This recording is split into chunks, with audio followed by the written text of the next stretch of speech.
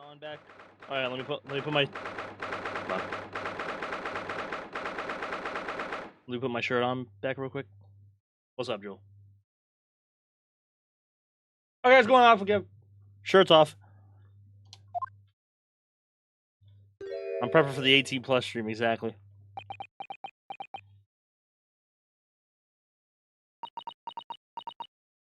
So if I'm not mistaken, let me go through the core records again. So we found out about the curse. It was this guy. What's his name, bro? Selden. He was a criminal, a national criminal or something. That's what they called it, right? And he was living in Sosaki's apartment, where this guy died afterwards. I'm still kind of like confused, but I think they haven't said anything. But I think because this guy was a thief, and I think all this stuff that he stole was in that apartment, and this young man died to like gas, and now they call it like a curse of that room, something of the sort. All right.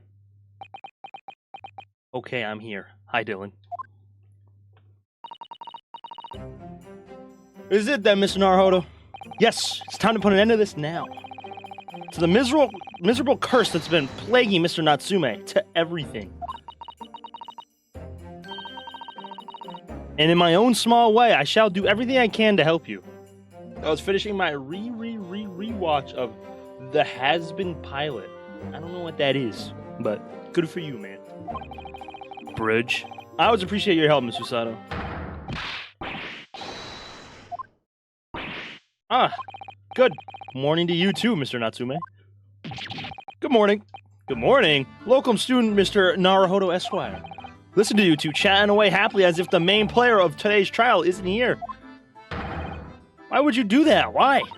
Oh dear, we didn't mean to cause offense, Mr. Natsume. I thought perhaps that because you had your eyes shut so tightly you were meditating, finding inner calm. It seemed wrong to disturb you. I was waiting. What's the matter, Mr. Natsume? You seem different somehow today.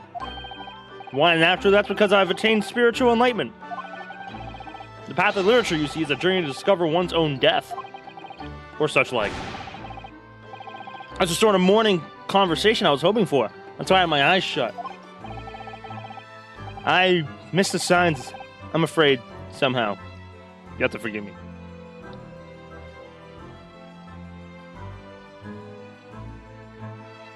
It's weird gay furry shit. Gay furry shit? You had my interest, now you... Wait, you had my interest, now you have my attention. I have never heard of Has-Been Hotel. You gonna make me look this up, bro?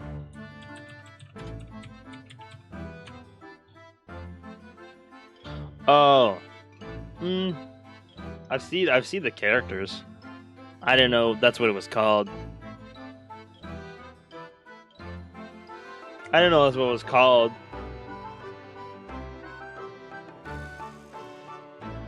Has been too busy to watch it, Joel. I'm gonna ban you.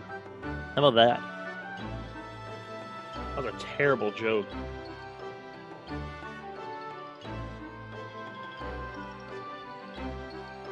It looks like the same, Nameless, what was that one show you and, Russ were watching? It kind of looks like the same art style as that.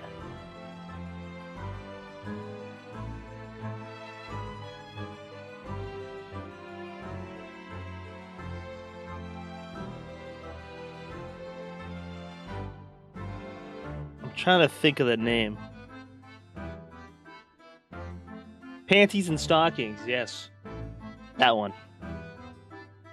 If Dylan likes it, it's probably degenerate as fuck. Soup, just look it up, bro. Just look it up, bro.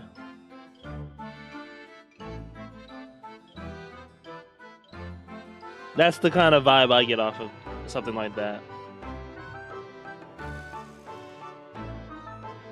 Alright, I'm back. My food is cooking. Welcome back, bro. I haven't done anything. We're talking about Has-Been Hotel.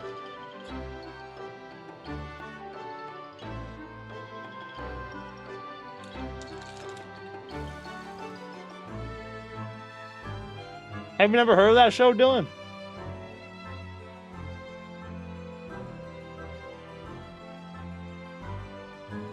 It has furry characters? I don't know, man.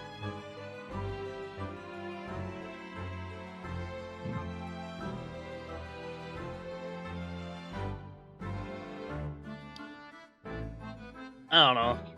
I don't watch any of that shit, so that's the first thing I thought of. Alright.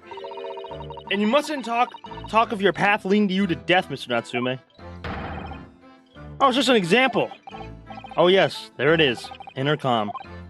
You barely came to see me at all yesterday. I was sure you abandoned me and returned to our beautiful long lost homeland. You've not even been in Great Britain a week yet. Well, yes, well, anyway. I intend to set everything straight in court today. I'm determined to uncover the truth. I've actually reached an important decision myself. Oh?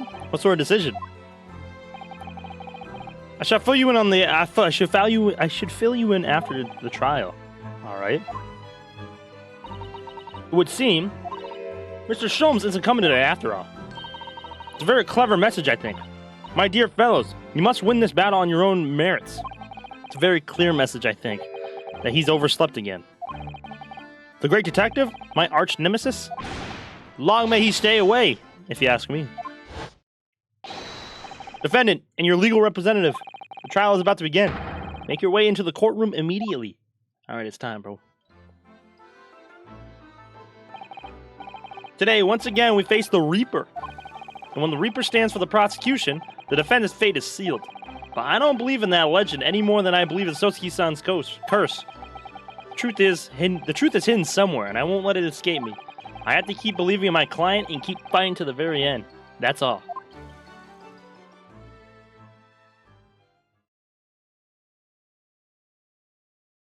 Oh, Reaper, bro.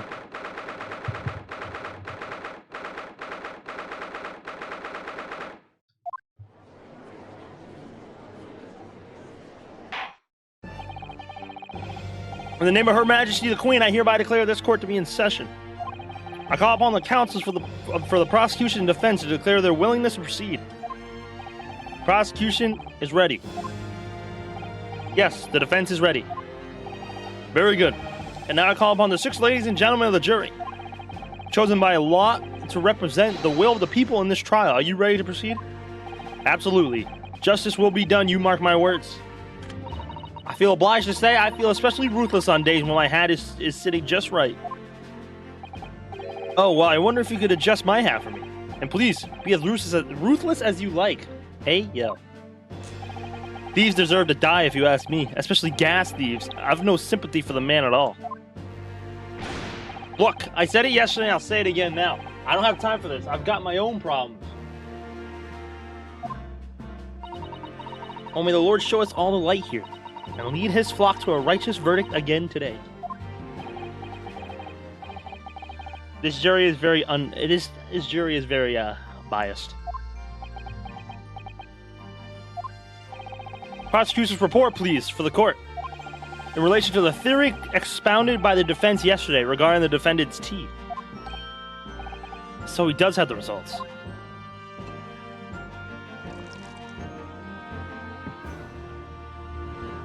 Jury, as in the 6 people. Before the prosecution delivers the black news, oh wow, about the black tea belonging to the blackguard and the dog, pray, allow me a moment to savor a liquid of more sanguine hue. In fact, I'll defer to the good detective for the report. Here's to you, Inspector. Gregson! Yes, sir. Thank you, sir. As indicated by the defense, we found a bar of soap just outside the victim's window in the snow. And there was indeed a frozen reddish liquid in a little depression on the top of it. Yes, that's the tea. That's what Mr. Natsume brought with him that night. Oh, the brains at the yard analyzed it, and yes, you're right, it was tea. And there wasn't a trace of strychnine or any other toxic substance in it. No poison at all. Fuck you, Gregson! In other words, the tea that the defendant brought with him to the victim's room is innocent. It's in the clear. What a revelation! Let's go! As I suspected. This makes it quite clear. The defendant, Mr. Sosuke Natsume, is blameless here. Oh, wow. My learned friend is jumping to conclusions again. A typical Nippon's reaction. What? Yes, it's true. No poison was found in the few drops of liquid recovered from the soap on the window ledge. But what logic is that?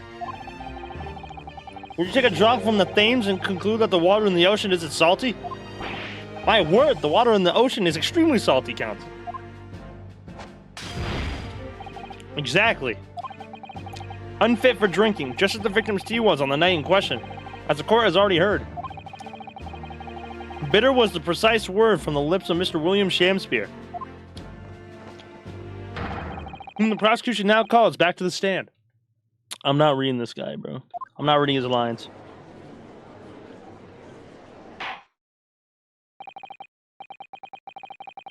That's a dumb argument. They asked for poison. We got a bit of the tea. There was no poison. Now it's like, oh, maybe it just wasn't in that part. What? That's not how that works. Sir Shamspeare. It sounds like we're going to have another confrontation with our theatrical friend. Bailiff, show me Mr. Shamspeare's balls, please.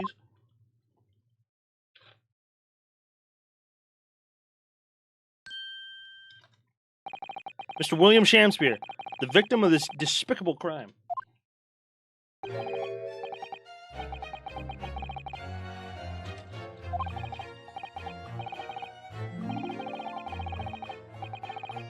I'm not reading that. Y'all can read that on your own if you want.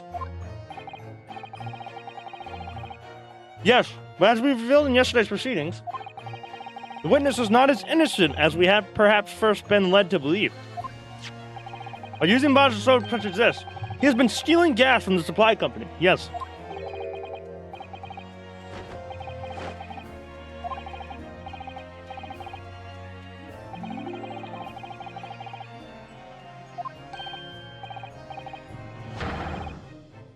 That's right. Fellow jurors, don't forget, this man is a rotten thief. I haven't forgotten.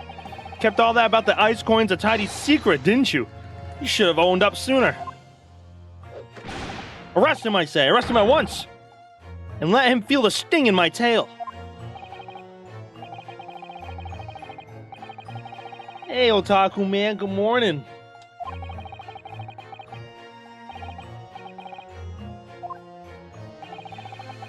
If you acknowledge your wrongdoing, what exactly are you doing here? Cowards die many times before their deaths. And for a coward such as I, death be well deserved. But would it that still a greater crime passes unpunished? The hairy-faced gentleman of farther east than Verona did contrive to poison me. Objection! Fuck feels. Hey, Sube, good morning. But there was no poison in the tea found in your room. The police have to have attested to that. What the defense would assert as an inconsistency will quickly be cleared up by the witness's testimony. Is that not so, Mr. Shamspeare? Verily, my liege, I would most gladly speak. I think I need to fix my sleep schedule. Did you actually just wake up? To the court, why is it that poison apparently entered your body, though none was found in the tea? Though none was found in the tea.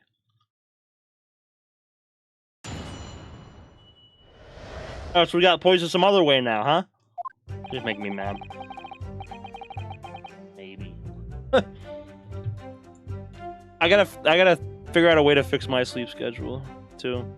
I'm not doing any more 10 to 7, so today was my last one. I'm thinking about maybe just staying up, but we'll see. The Japanese man did come to my chamber with tea brewed in a pot. 'Twas in my cup alone that the wicked miscreant secretly poured his wicked poison. Whilst feigning distraction in our debate, neither did a drop of his own drink pass his lips.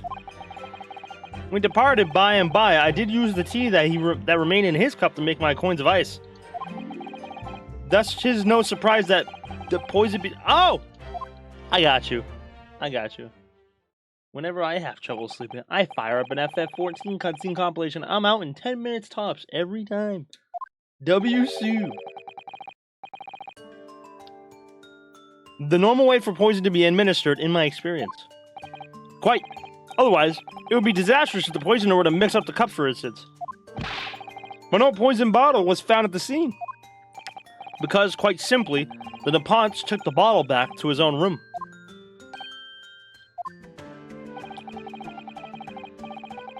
The absence of a vessel containing the poison only becomes problematic when considering suicide. Ugh, I knew that. By now, it should be perfectly clear. Hey! Why are you taking the bit rate? Shut up, Tony! I did that like 20 minutes ago. Demonic bridge sit. When I want to sleep, I don't know. I usually throw up someone's stream before I go to bed on my TV. Fuck you! Fuck you! Bitch! Demonic bridge sit. It's wholly insufficient to wash the deep stains of guilt from the accused's hands.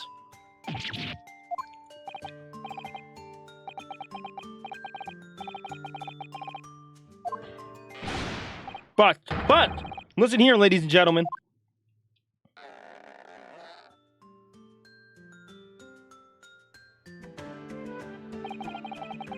Wherefore would I lie? Verily, I have no cause. I am not to lose. Well, I do declare. Thank you for your testimony, witness. Counsel, proceed with the cross-examination. Yes, my lord. I already know where I'm going with this, bro. I know exactly what piece of evidence.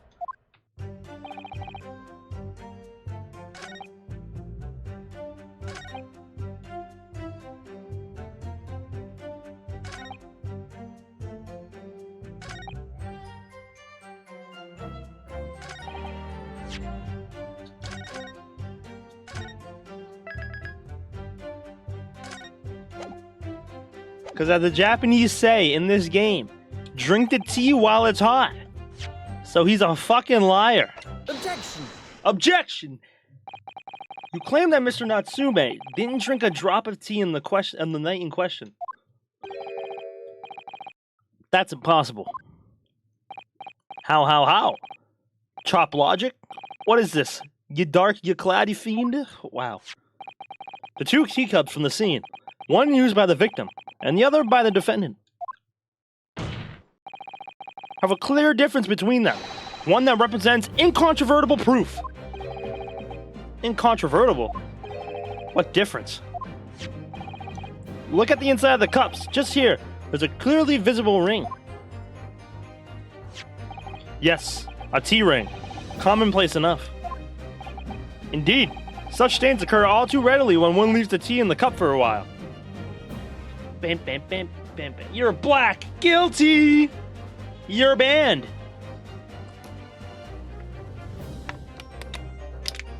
Hey, man. And yet, Mr. Natsume's cup has no such ring. Good lord, you're right. Great googly moogly. All right. It's completely clean. And prithee, sir, what makes thou of it? Exactly what Mr. Natsume told the court yesterday. The Japanese saying he quoted, "Drink tea while it's hot." That's right. Yes. The jittery Mr. Natsume was true to his usual self that night and drank his tea in no time. If, as you claim in your testimony, he didn't touch a drop of his tea, a ring would have developed on the inside of his cup as well, after the several hours the tea was left standing. But, in short, Mr. Shamspeare, you clearly lied to the court. Get the... Oh. You are not subscribed to Thy Living Legend, therefore you are guilty and deserve death penalty. Who's not subscribed? Actually, everybody in here has a sub in the mouth. All right, everybody, nobody gets the death penalty right now, bro. Until I see someone without a sub. Even Nuggets got a sub. As a rule, I fill my hollow chalice up to 7 times during any one trial. You might want to keep that information to yourself. That's not fair. But you're a sub, Joel, so it's okay. You're not subscribed to yourself. I actually am. Look, I get a tier 3 sub to myself. At least that's what Twitch gives me. I don't give it to myself. Twitch gives it to me. Yet, on occasion, tedium distracts me, and I pour more times than I intended until the bottle is dry. Your drinking habits are fascinating, but irrelevant. On the contrary, they illustrate the fickleness of human memory. To William Shakespeare. Yes, my liege? Though you previously stated that you made the coins of ice from the leftover tea in the accused's cup, could it be that you are perhaps mistaken? Eh? Could it be that, yes, perhaps there was some tea remaining in the small teapot left at the scene? A fact that had vanished from your memory until now?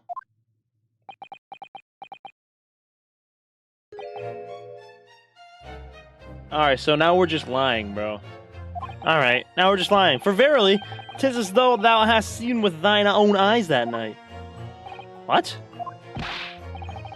I know just who to bring out to give the death penalty.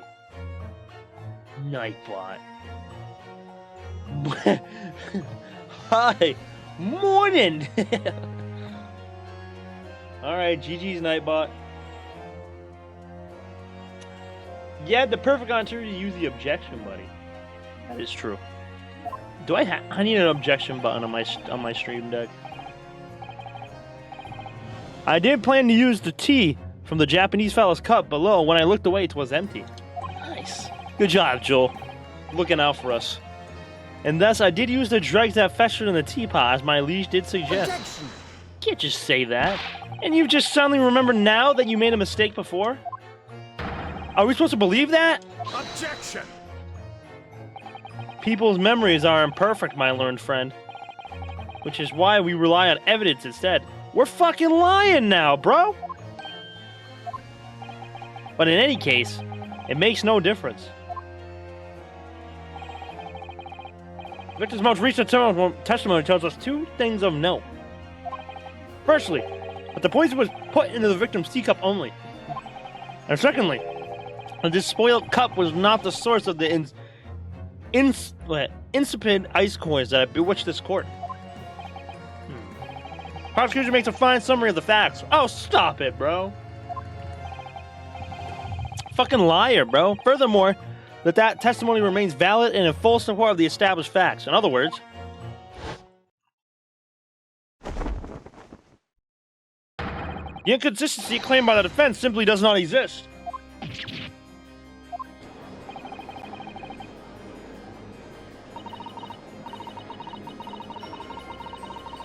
You declare it means there's no issue. Apart from the bit about thieving gas, obviously. I do solemnly swear. After I did dine at Grubb's Grubbery Alehouse that night, naught did pass my lips but the black tea given to me by the Japanese, whose back be stooped as low as death. And on what did you dine, sir? Why did I partake of my favorites? A broth as would be called soup, and a leaf was to be called salad. As insalubrious as a menu as the establishment where it was served. But you guys will give us some faults to make us men.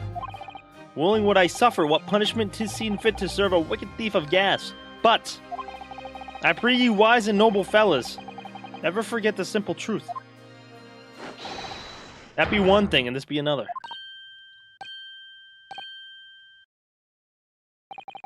Jurazal, your humble servant Shamspear, doth entreat you, punish the Japanese fellow for his sins. We're just lying, bro. If I may speak, my lord. Oh my god, bro, no way. Yes, Mr. Foreman?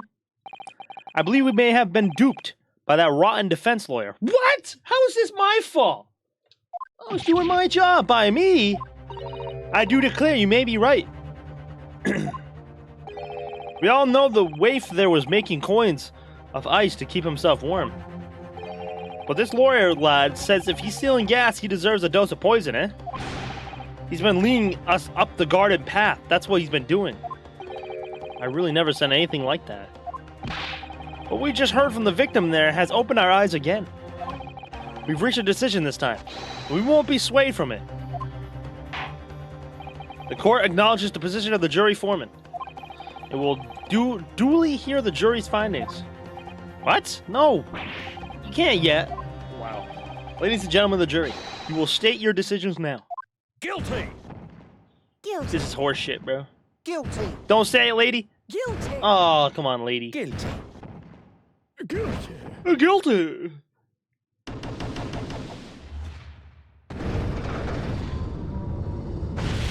I cannot believe how racist these people are. Fucking British.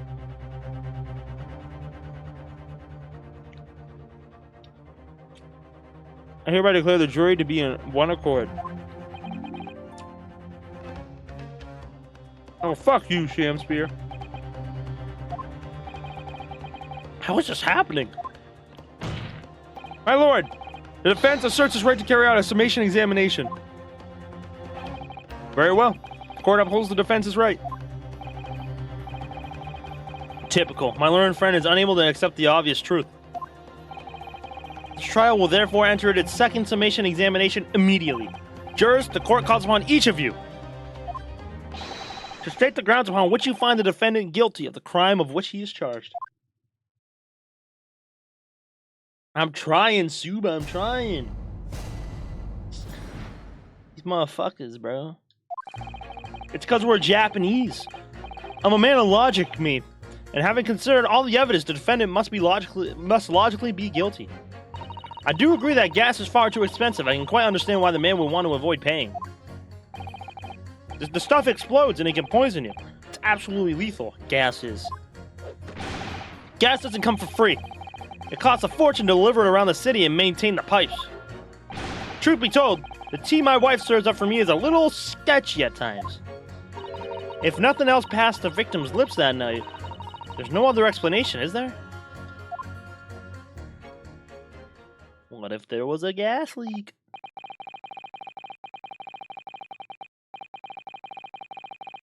I do feel that perhaps personal opinion about gas and its supply has influenced decisions somewhat. But never mind. No, you really should mind. The truth is, our counter-argument wasn't as unassailable as we hoped. But Mr. Shamspear was poisoned. I think we no doubt about that. Then, how are we supposed to turn this around? I think we need to establish the method by which Mr. Shamspear was actually poisoned. Our only hope is to demonstrate that to the court, incontrovertibly. But there's surely almost impossible. That's surely almost impossible at this stage. If we don't manage it, though, Mr. Natsume will be found guilty. No delays, counsel. Proceed with the summation examination. It's funny how the Reaper has the audacity to say, typical of you to refuse defeat and ask for summation. My man, he has done and succeeded every single time, you whore. I know, bro. He hates losing, bro. At least it'll be 2 and 4.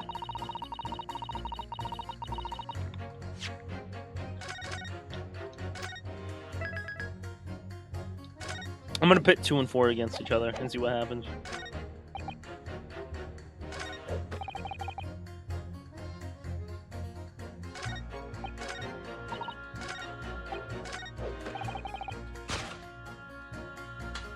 Objection.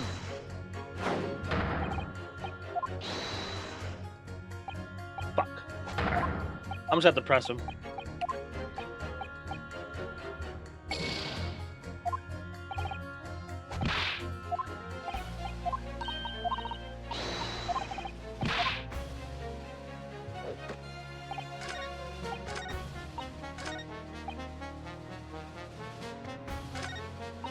I'll just start from the front. Hold it! All the evidence, you say? That's right. And there's no room for doubt. It's all pointing at the Japanese man with the big mustache. Says the Englishman with the bigger mustache. Which means we just showed the man some new evidence to make him change his mind. If only had that kind of evidence. Don't worry, this summation examination has barely started, really. Perhaps there'll be a shift in the situation that shows an existing piece of evidence in a new light.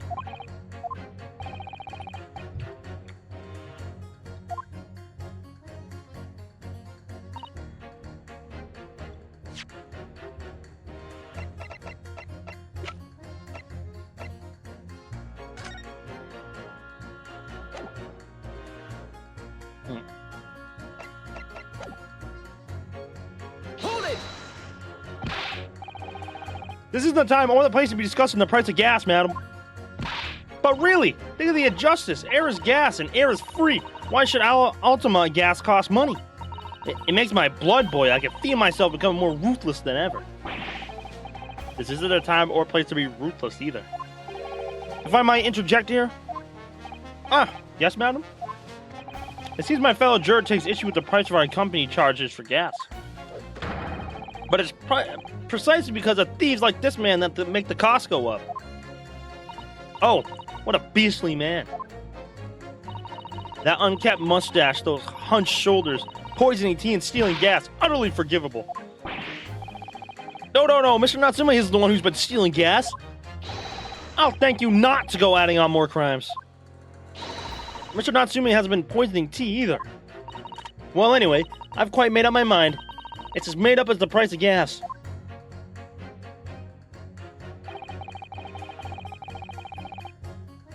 Hold it! Could we please talk about the poison rather than the gas, do you think, sir? Well, if you like, I mean, to be honest, I'd take poison over gas every time. You take poison? What I mean is, poison can only poison you. It doesn't explode, does it? Goodness me! What are you talking about? Set him straight, please, lawyer man. Well, it's certainly true that poison isn't prone to exploding. But I think you'll find poison also can't light or heat up a room. You're right. I ain't consider that at all. Young lawyer man? Yes? You have a good head on your shoulders. We could use someone like you as our company's legal representative. Well, I wasn't expecting to pick up more business in the middle of a trial, that's for sure. Anyway, the point is, I haven't had the best experience with the gas companies in the past.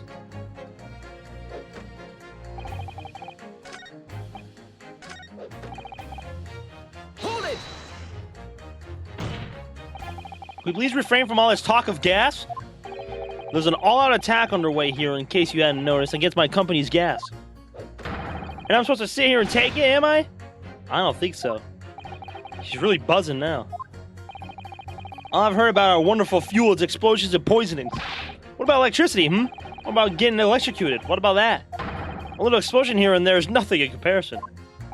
Any explosion could hardly be described as nothing, madam. Nevertheless, the theft of your gas is deplorable. My point exactly. But the gas thieves aren't even the worst of our enemies. We have far more devious reprobates to contend with on a daily basis, you know. More devious? Who, madam? Other gas companies, of course. Other gas companies? Not quite what I was expecting. We generate gas and deliver it to our customers fair and square. Indeed, nobody is questioning that, madam. Altamont is an exemplary gas company. First time I see a juror compliment Ryunosuke. I know, right? I like this lady, bro. She wasn't in the first trial, but there are other unscrupulous gas companies here in London that don't even have any gas at all. What? Well, if they don't have any gas, how do they go about selling it to people? You wouldn't think it possible, would you? But they steal our gas, you see, and sell that. They steal your gas? How on earth is such a thing possible? Gas companies like ours deliver gas to people's homes via networks of pipes. But these devious reprobates secretly disconnect our pipes and divert our gas into their own rotten pipes. Then they make a contract with the household supplied by those pipes. And take money for the precious gas that's rightfully ours without us even knowing. They're diverting gas in their own pipes illegally. What a brazen form of theft. When we visit customers' houses to collect the money from their meters, we always have to check whether or not one of these devious companies have been up to its tricks. Excuse me. Do you have something to say about that, juror number 3? Oh, golly, you mean me? You think maybe that's what's happening in Natsume's room? Is that it's another company or something? I'm terribly sorry. I was just thinking to myself. I really did catch him off guard there. Thinking about what the lady next to you was saying, correct? Well, yes. I just got a little riled up about it recently, you see. Go on. An Altamont gas worker visited my house the other day to investigate the pipe work. We need to ask for your cooperation while we carry out a secret check of your property, sir, the fellow said. So I let him in. And do you know what he did? I'm afraid I have no idea. Please, tell us. He proceeded to take one of my lights off the wall.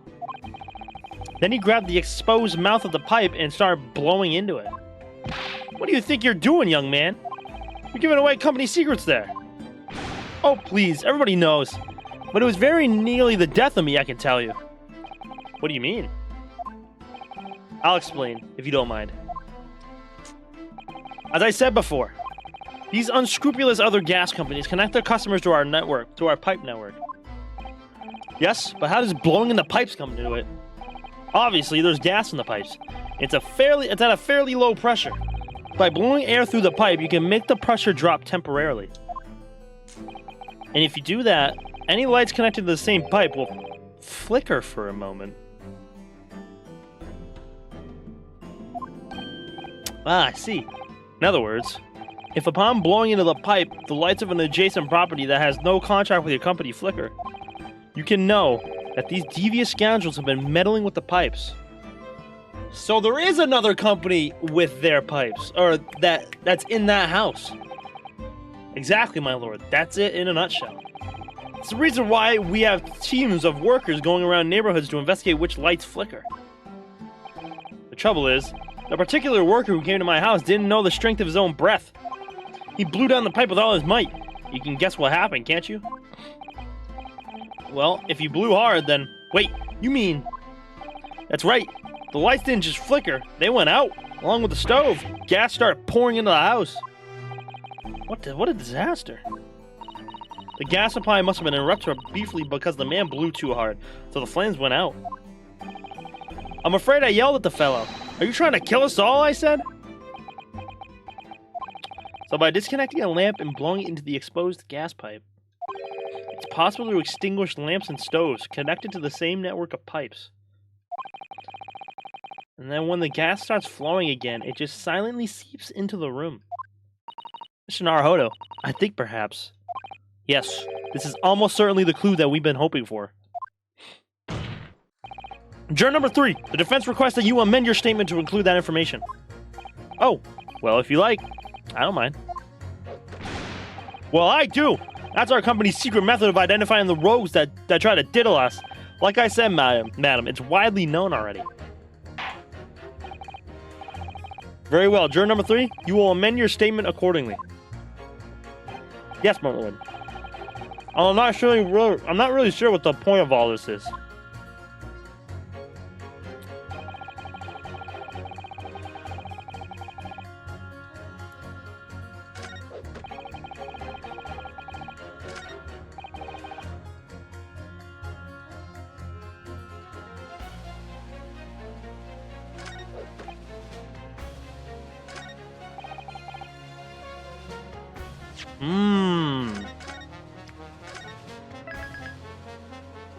So somewhere somebody knows this and he's blowing into the pipe.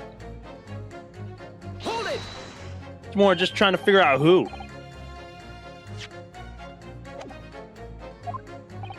That's right. It's happened a tidy few times now. That's most troubling indeed. It's always days like this one when I don't get any wages. I get in that tea time, see? I see her doing it. My wife. She gets that devilish look on her face as she slips some white powder into my cup. And you drink it anyway?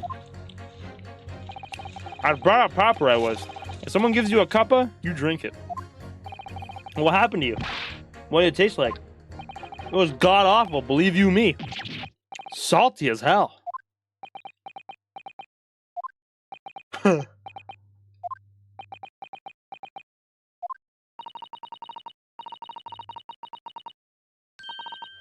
That perhaps what your wife put in your tea was salt. No. So, she doesn't even care enough to poison me properly? Eh? Unbelievable. Let's move on, please.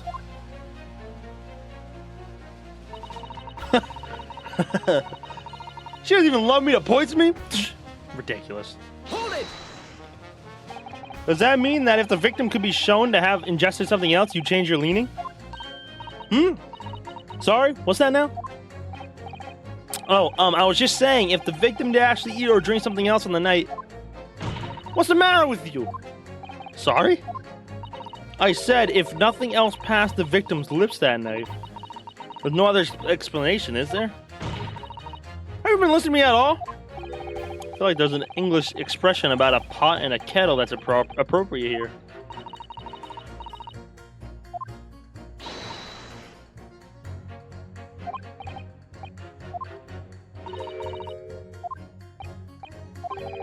It sure may well be the key to the breakthrough that we so desperately need. Alright, you old fuck. Alright, come on.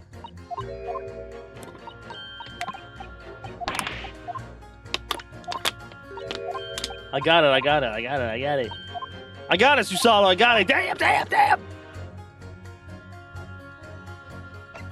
No need.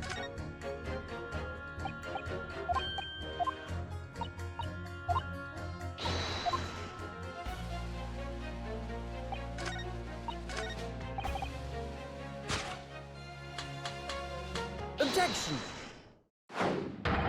These two statements clearly contradict each other. Good gracious! To whose statement do you refer, counsel? Juror number 6. Did you hear what juror number 3 just said? Eh? What? Yes, of course. I heard him mumbling about something or the other. There is another explanation here, I believe. Something besides Mr. Natsume's tea did, in a manner of speaking, pass the victim's lips on the night in question. What? What explanation? I wonder. Did the police check the mouth of the gas pipe feeding the wall light at the scene? To see if there was any traces of poison there? I was curious to see what your floundering would result in this time, but the mouth of a gas pipe? Scotland Yard have enough to do without exploring such irrelevance. What a piece of work is a man. What are you trying to say, Mr. Shakespeare? What speakest thou? Prithee, is it not strange and strange? That is what I say to thee, sir. I thought I had been quite clear, but let me put it another way. The strychnine could have been on the mouth of the gas pipe that feeds the wall lamp in your room. And that is how the poison came to enter your body. Good lord. Number 6 reminds me of the guy from the movie Up. Yeah. That's funny. I can see it. It's just his head isn't as blocky as his. What's up, Bake? That explains the hands on the wall that were printed in the room. It was this guy blowing the pipe. He was blowing the pipe! Oh, wow. It really is right there.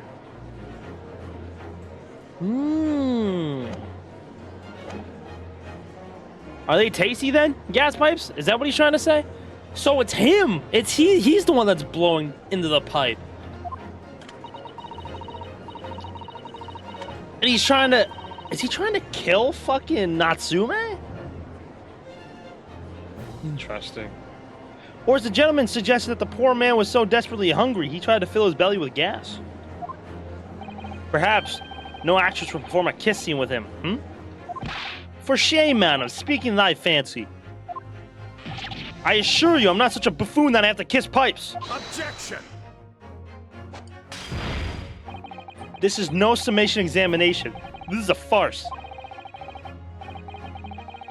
The prosecution will not stand for any more of the learned Nippon's friend's conjecture. To begin with, the lamp in the victim's room is high on the wall.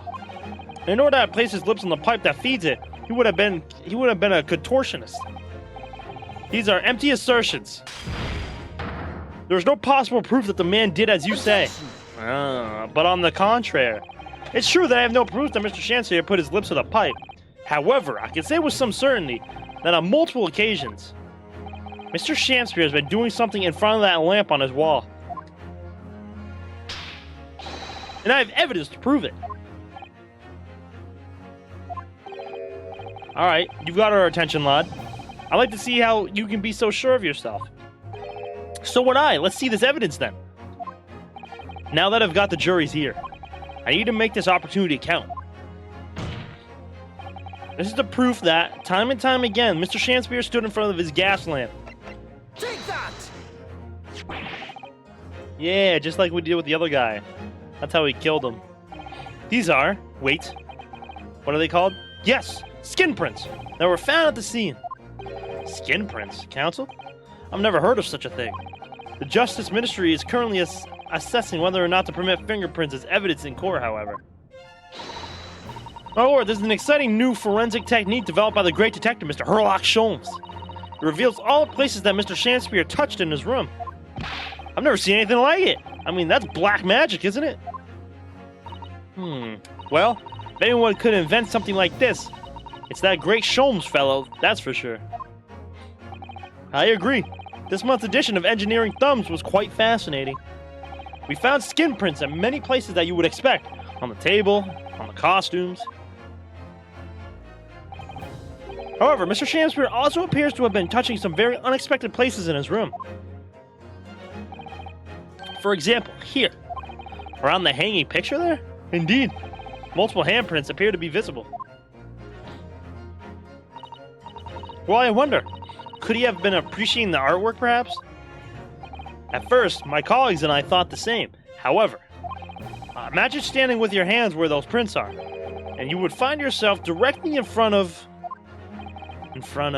I don't believe it. The gas lamp. Though the reason why it isn't immediately obvious, it's clear that Mr. Shakespeare has regularly been standing with his hands to the wall in front of that lamp. Right. What have you been up to, you nut? I'd ask the court to recall juror number 4's earlier statement. Me? What'd I say? You said that blowing into a gas pipe would make the lights in the entire building flicker. And now, if you recall juror number 3's statement... What, me now?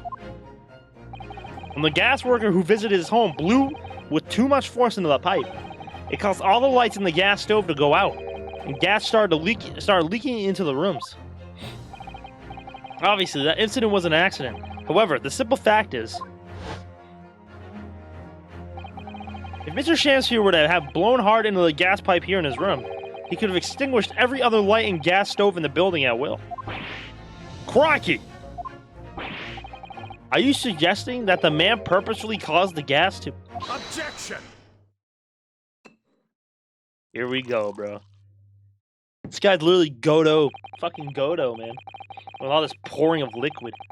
Also, I acknowledge the prosecution was required to remain silent during a summation examination. I must toast my learned friend's utter disregard for the letter of the law. What's the meaning of this, Lord Van Dykes? This curious photograph, or whatever it is, presented by the defense, the so-called skin prints. Clearly, that cannot be accepted as any form of usable evidence in this case. But it's an exciting new forensic technique, developed by a great detective. It's nothing. A mere toy developed by an amateur sleuth with too much time on his hands. Certainly, even research of this nature by the esteemed Mr. Sholmes cannot be recognized by the court as formal evidence. But, please, my lord, if I may, Mr. Sato, it was not the defense's intention to submit the skin prints as formal evidence. We merely wish to present the results of the great detective's investigation of the scene, as a tool by which to explain a possibility to the ladies and gentlemen of the jury. Ooh! Got his ass. And If the trial were to come to an end now, we should never learn the truth behind these mysterious handprints that everyone has now seen. I don't believe we can allow that to happen, and I'm sure the jurors would agree. Ooh, Susato? You're right. Whether those strange handprints are a significant clue or not, it's down to us to decide. Juror number 3? Oh yes, I do declare the great detective's investigation results sound absolutely fascinating. And I want to hear what the shady actor fellow has to say about those shady handprints. Nice. You shut your mouth, Reaper Sholmes knows what he's doing. Most of the time. Most of the time, not gonna lie. What's the matter with you two? That was foolhardy. Well, I did say it, didn't I? And I don't like to break a promise. No, wait. You heard his lordship. Oh, don't. Unlike the rest, W juror number 3, bro. Oh, well done, Mr. Naruhodo. If just one more juror changes his or her mind, Mr. Natsume's trial will have to continue. Thank you, Mr. Sato, but I couldn't have done it without you. Oh no, it was you who identified the clue after all. It's very much your success. Oh, look who's sweating in the corner, bro. Why, Mr. Shamspear? You seem to be losing your composure. Just one more juror, Mr. Naruhodo. You can do it. Very well. Continue, counsel. Bam, bam, bam, bam, bam, bam, bam, bam, bam, bam, bam, bam, bam, bam. Get they ass, counsel.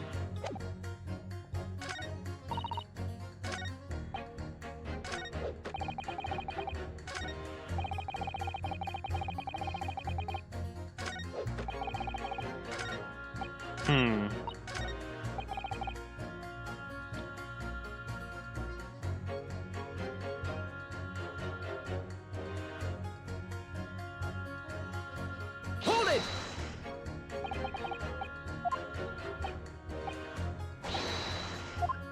Okay. Oh, it's a new forensic investigation technique developed by the great detective himself. The numerous handprints on the wall are clearly out of the ordinary. And Mr. Shamspear indeed put his mouth to the gas pipe on the night in question. It can't be denied that there was a possibility that's where the poison was. Well, yes, I won't deny that it's playing on my mind. But as the prosecution rightfully said, we should pay no heed to the unacceptable forms of evidence. And besides, yes? Even if the fellow has been up to some mischief with the gas pipe dozens of times before, it doesn't mean he got up to the same shenanigans on the night in question, does it? Oh. If you can't make your case better than that, I'm afraid I can't change my stance. You do make a very valid point, sir. What? That's true. Perhaps I was a little hasty. No, wait! Look, you've got your chance here, haven't you? So it's time to prove your theory. If you and your Japanese cohorts can, that is, just leave our nationality out of this, please. Mr. Naruhodo, if we can't substantiate our position, I'm afraid the jurors that changed their minds before may very well change them back. What can I do? Is there any proof? Is there any more proof I can give here? Can I show that Mr. Shamspear really did blow down the gas pipe on the night in question?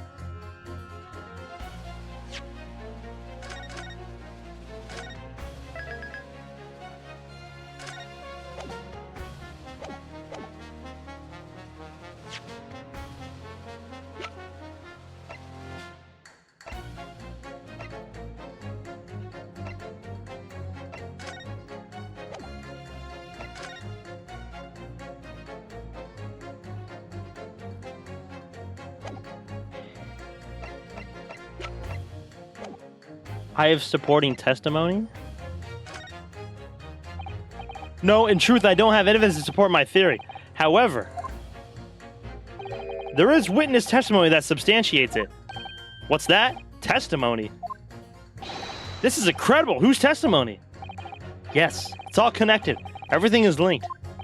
A person whose testimony revealed details about the gas in the Garadeb residence that night, namely...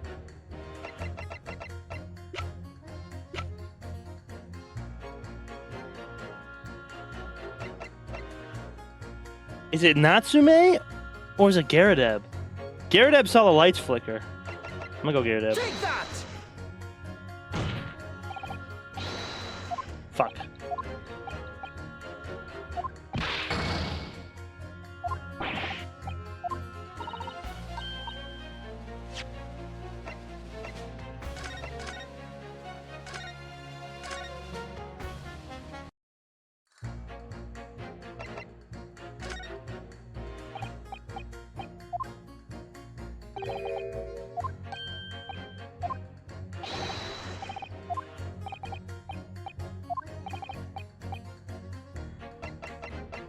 Take that!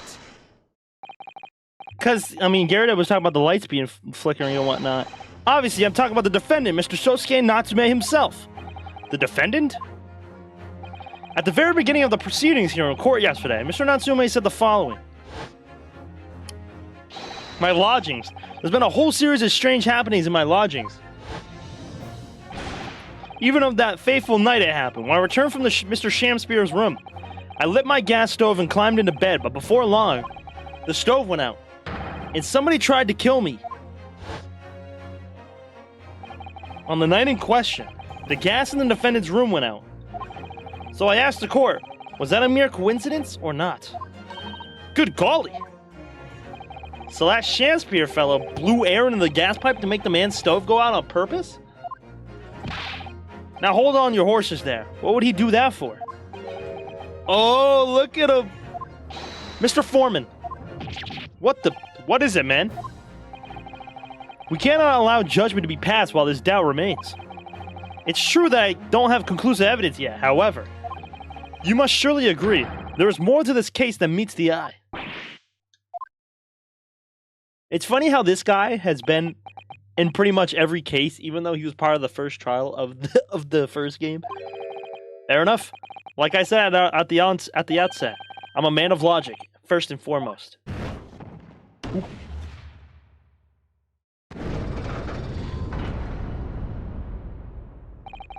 4 jurors leaning towards not guilty, my lord. We've overturned the decision. Therefore, the defense calls for the trial to continue.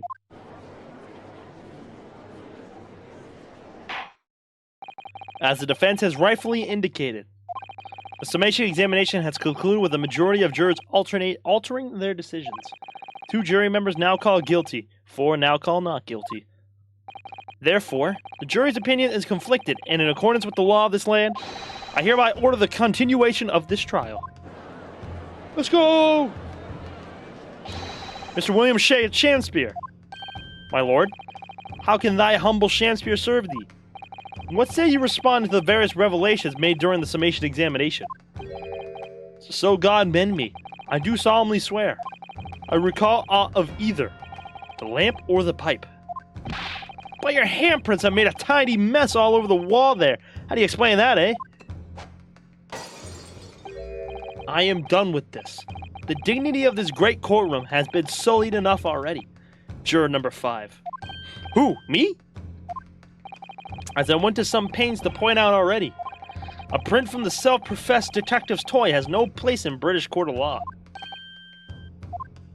As such, whether or not this man did indeed stand before the gas lamp with his hands against the wall remains at this time unestablished conjecture. You would all do well to remember that. Ah. Objection! But the prosecution must concede that it would be very extremely simple to verify. Just order the mouth of the gas pipe feeding that lamp and Mr. Shamspear's road to be examined. If there are traces of poison there. Objection! What appears to be extremely simple is mind upon friend's mind. You will recall that in order to check for the presence of poison in the tea, some remnants of tea were required. Yes. Therefore, it shouldn't be beyond your wit to imagine that even if poison would have been spread on the pipe, it would have completely evaporated by now, making any analysis impossible. I didn't think of that. Hey, case counsel. I fail to see what could possibly have motivated the man to do as you described. Why on earth would this fellow have wanted to blow air into the gas pipe work where he lived? There's only one possibility that I could think of. And that is to use the leaking gas to commit murder. Ooh. Ooh. Counsel! Precisely whose life do you propose this man was plotting to end? The answer couldn't be simpler. Now we've unraveled the mystery this far. Mr. Shamspeare wanted to end the life of... Take that! If a gas lamp were to go out, it would be noticed immediately, of course. But a gas stove, on the other hand, could be silently extinguished by the killer without anyone noticing. I live around those parts myself, so I know what it's like. I can tell you, trying to sleep without the stove lit is pretty much suicide. You'd freeze to death in no time. Mr. Garadeb, the landlord, has a large fireplace in his part of the residence on the top floor. In other words, it wasn't the landlord, but a fellow lodger whose life Mr. Shamspeare was trying to end. Outrageous. I'm talking, of course, about the defendant. Mr. Natsume isn't the villain in this case. He's the victim this man was trying to murder. Good gracious! Great googly moogly. Objection! Uh-oh. Now he's mad. Yeah, he's mad. The accused is actually the aggrieved? Interesting. However, the fundamental facts of the case remain unchanged. Namely, that the accused is the aggressor here. What? How can you still claim that? Hey, man. Feels bad, man. Let us indulge your fancies for a moment and assume that there was indeed poison on the mouth of the gas pipe. The question that then arises is, who put it there? Who did put it there? The only logical conclusion is that the person responsible was aware of this man's trickery with the gas supply and his intent to kill. Yes, that would indeed seem logical. If the assailant were unaware, how would he or she have known to lace the end of the gas pipe with poison? So now we must ask, how could anyone have known of Mr. Shamspeare's murderous designs? You mean to suggest? Naturally, the sole possible answer to that question couldn't be more obvious. Only the man whose life was being threatened could possibly have known. What? In other words, the person who put the poison on the gas pipe in what was a clear retaliatory attack can only have been the accused, Mr. Shoseki Natsume. Ah.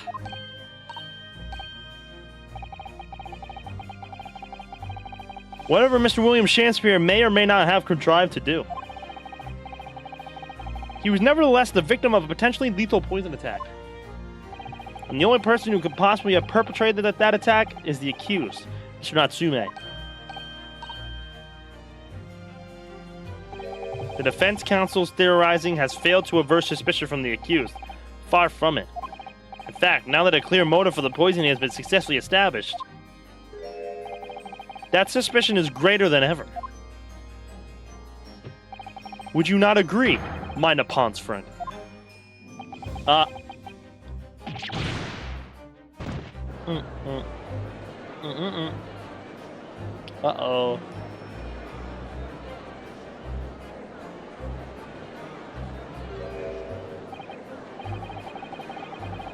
How did he manage to turn that around on me so rapidly? Mr. Naruhodo, you must respond. Otherwise, the members of the jury may very well change their leanings against us again. And this may be our last chance to gain the advantage. What advantage? Well, it would seem that somebody put poison on the gas pipe in Mr. Shamspeare's room. So we must name that person now and absolve Mr. Natsume of guilt. Who could it be?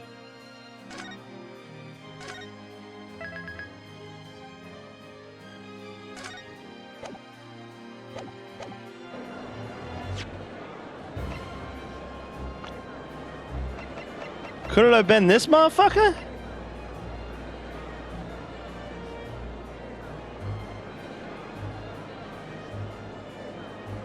I mean, he works for Altamont Gas. And he knows of the way to like when it comes to like blowing the pipe and stuff. He's the only one I could think of. You mean name the true culprit? I know it might sound impossible, but if we fail to do that, I have no doubt that Mr. Natsume's fate will be sealed once and for all. It's gotta be him. That's the only person I think it could be, as it happens. One possible culprit does come to mind. The evidence. The poison. It's all pointing to our particular person now. Prosecution calls for the jury to consider their leanings again. I trust you'll make the correct choice this time, Mr. Foreman. What? Oh, don't you worry. We know exactly what. Objection.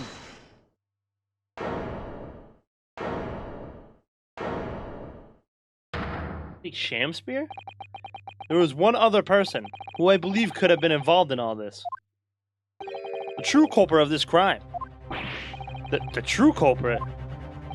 A term found only in second-rate novels featuring third-rate great detectives, my Nippons friend.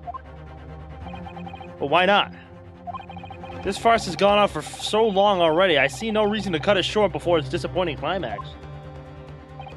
Thank you. Tell us, my learned Nippons friend, what is your latest theory? Who is this so-called true culprit of the crime? The real question is, why would he poison himself, though? To make it look like it wasn't him?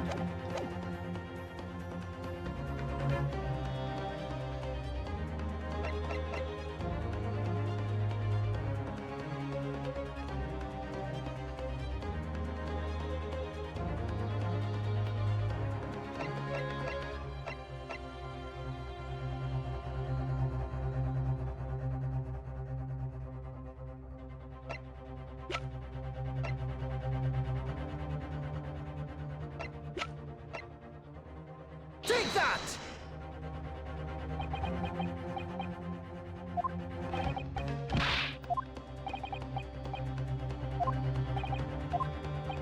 Not him, Jiro.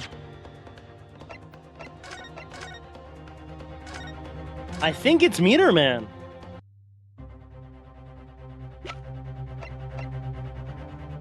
Okay. I think it's him. It's either him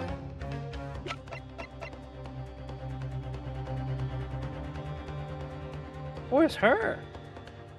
Cause Shamspear, until now we know, Shamspear killed Duncan Ross.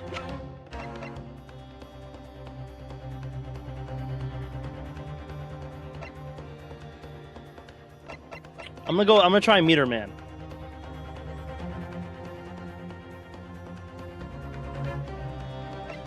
But she's been in the hospital, so it couldn't have been her. She was in the hospital, I think, right? She did have poison.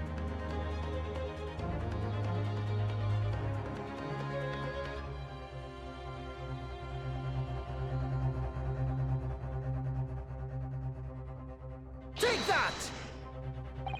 The name of the person responsible for the poison that afflicted Mr. Shamspear is, I believe, Miss Olive Green. Miss Olive Green. Miss Olive Green.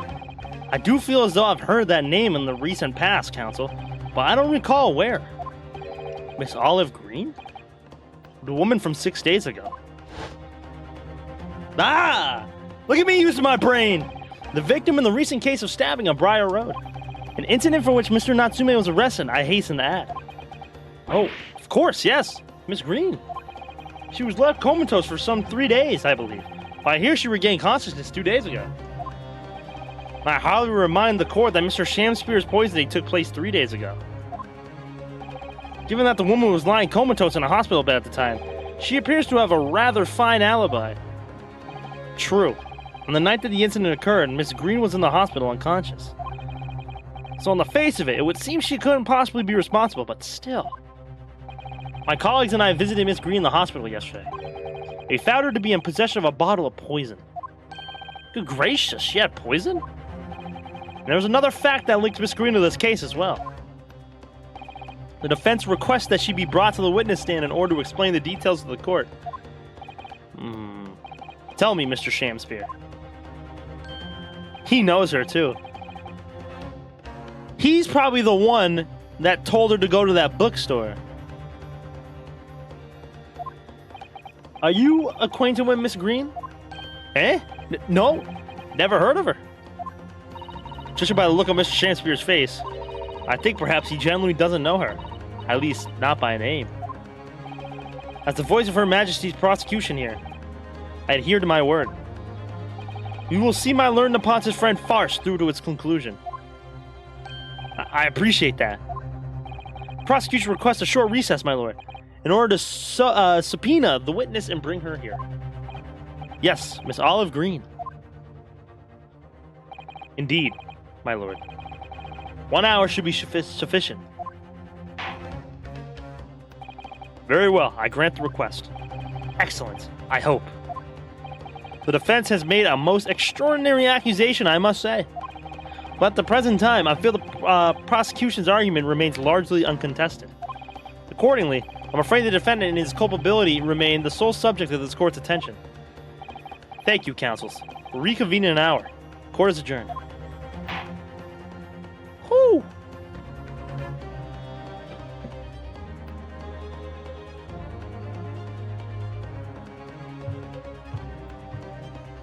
Getting intense.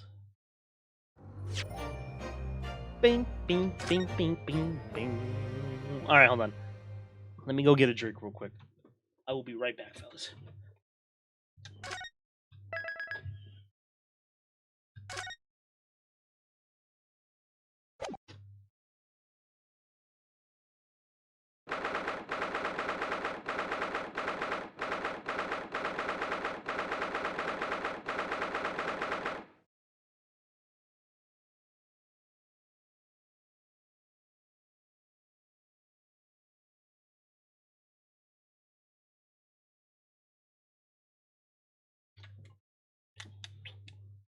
So she poured the poison in the pipe so he would die when he tried to do the same thing that he did to his lover.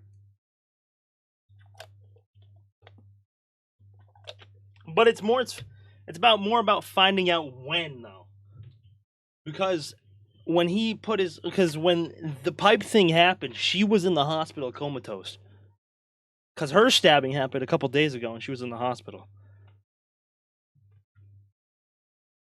So it's more about finding out how she did it.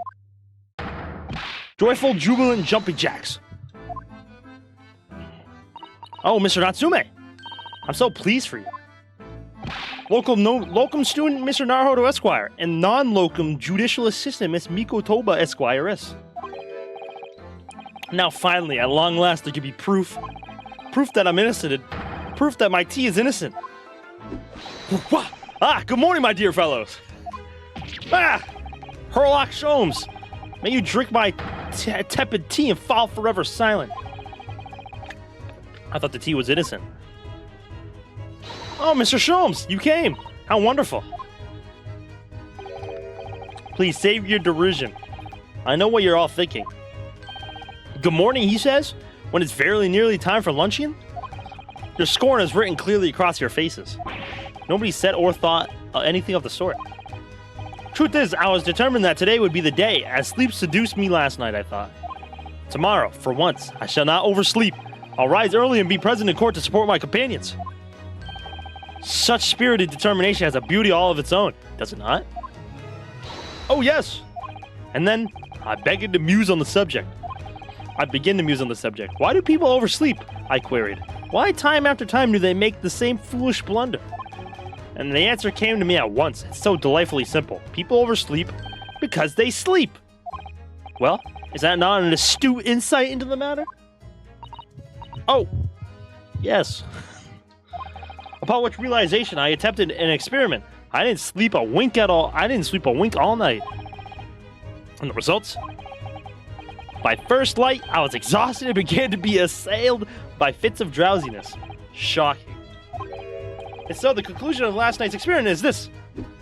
A good night's sleep is quite simply essential. Yes, I think most of us probably knew that already. What others presuppose, I proved by experimentation. That, my dear fellow, is the scientific method. Yes, and one more thing. Do you remember this? Yes, of course. It's the poison that Miss Green was about to drink at the hospital yesterday. Oh, you didn't manage to...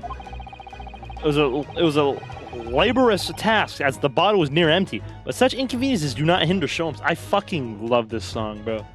Now I think about it, do you remember that in the previous game, Landlord got slapped by his wife because of a love letter found in a book? Could it be the love letter from the dead guy to Olive? Yes, that's what I was thinking. At the time when we found it, that's what I was thinking.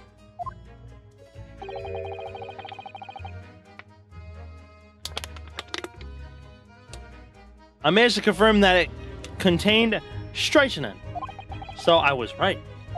Perhaps. Though, of course, such circumstantial evidence doesn't prove Miss Green's guilt. I shall leave the bottle in your care now. But licking the inside of the neck is not recommended.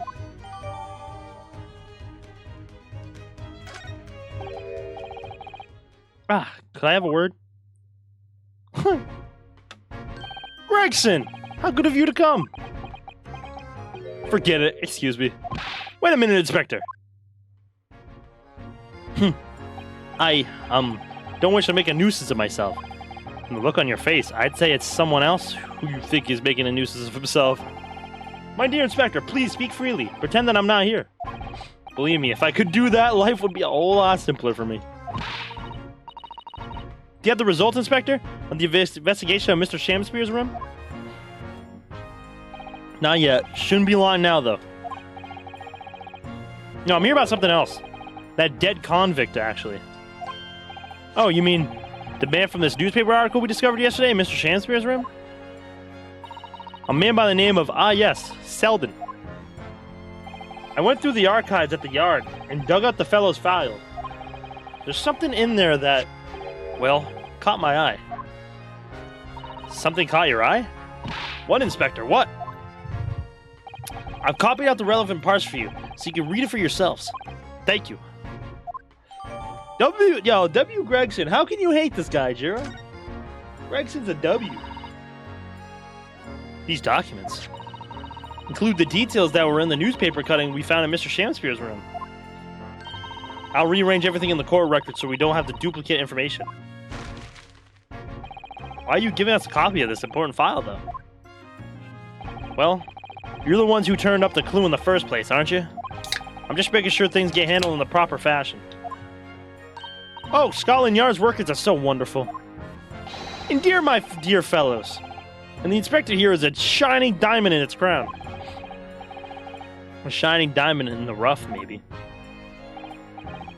Look, I just don't want to be beholden to a lawyer, that's all. Counsel for the defense and the defendant.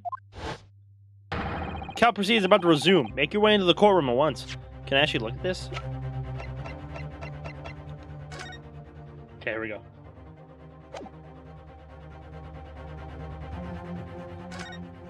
"18 counts of burglary, 6 counts of suspected murder. Died of natural causes while in prison. His final moments witnessed only by his cellmate.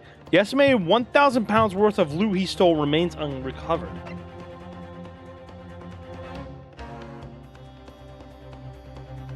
Okay.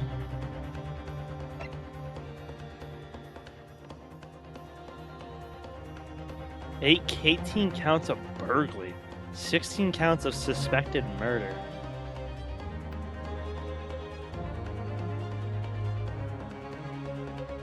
Because he was willing to fake evidence, lie, and let an innocent child go to prison just so we don't get fired. Yo, bro, come on. He's trying. Well, I shall leave you then. I'll be listening with the interest from the public gallery. Not nodding off at all. Certainly not. Thank you, Mr. Sholmes. I'm rather tired of seeing Mr. Mustache in floods of tears personally, so best of luck to you. Local student, Mr. Naruhodo Esquire. Yes, Mr. Natsume? It's time, isn't it? Yes, this is it. It's Olive Green, Mr. William Shamspeare. This is going to be the final battle. I won't really have saved Sosuke-san until I've exposed the whole truth to everything that's been going on. But it's all coming to a head now. You can do it, Ryunosuke. You have to. Let's get it. This trial's been crazy, bro. I'm not gonna lie, these Great Ace Attorney games have been crazy, man. because he gave you free evidence. Yo, bro. W. Gregson. L.U., bro. In the name of Her Majesty the Queen, I hereby declare this court to be in session again now. Before the recess, we heard a most startling accusation from the defense. Namely, that the victim of the case we heard here only a few days ago is the true perpetrator of this incident. A reckless, rash, and prejudiced charge of wrongdoing, in my opinion, my lord. However, prosecution has tried to extend every courtesy to this amateur newcomer from dubious eastern shores. Thank you for that backhanded consideration. A rather cold assessment from the honorable British prosecutor, I must say. So, Lord Van Zykes, is the new witness present and ready to take the stand? Ready and waiting in the witnesses' antechamber, my lord. Very well. Bailiff, bring the new witness in.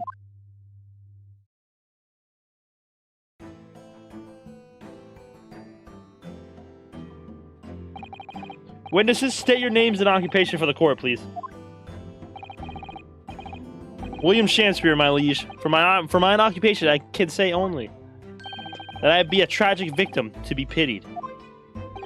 Currently unemployed, in other words. I'm Olive Green. I'm a fledgling artist. Well, no. Not a fledgling, really.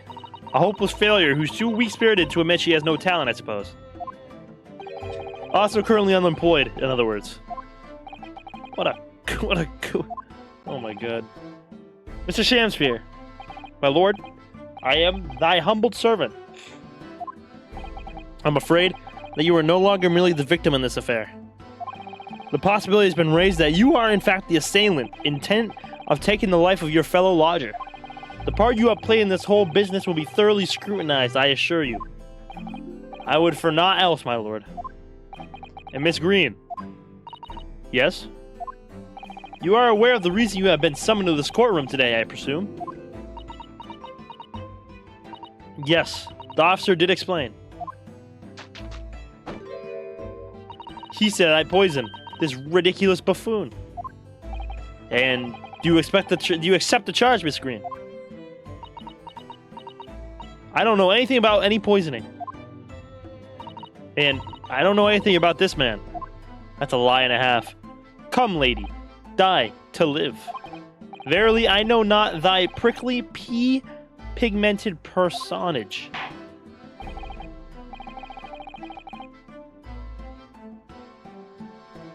Trying to get money out of it. Oh, excuse me. Excuse me, Jesus. That being to ascertain whether or not Miss Green has any involvement in this affair. It's all very strange indeed. Why would you suspect me? I barely ever go to the East End anyway. It so happens that I passed by the neighborhood 6 days ago, that's all. And on that night, this man was poisoned. I was still in the hospital fighting for my life. Yes, having been unfortunately caught up in the incident on the street outside of the Garadeb household. An incident that rendered you unconscious for some 3 days. I was struck in the middle of my back by a knife, though no of my own. And now I'm under suspicion? Whether other irrelevant things that might I be suspected of, it's all very disturbing. Your energies may be better spent worrying about random knife attacks, I feel, Miss Green. At this point in time, all that appears to connect you with Mr. Shakespeare's lodging is the Briar Road incident of 6 days ago. That's why. We would like you to testify formally now about exactly what happened. Oh no. The incident 6 days ago? You mean you want me to relive that awful accident? So is it that she maybe... Ooh, so are we going back and like... Are we pinning it? Are we pinning the stabbing on him too? Because I remember, I thought that trial was weird.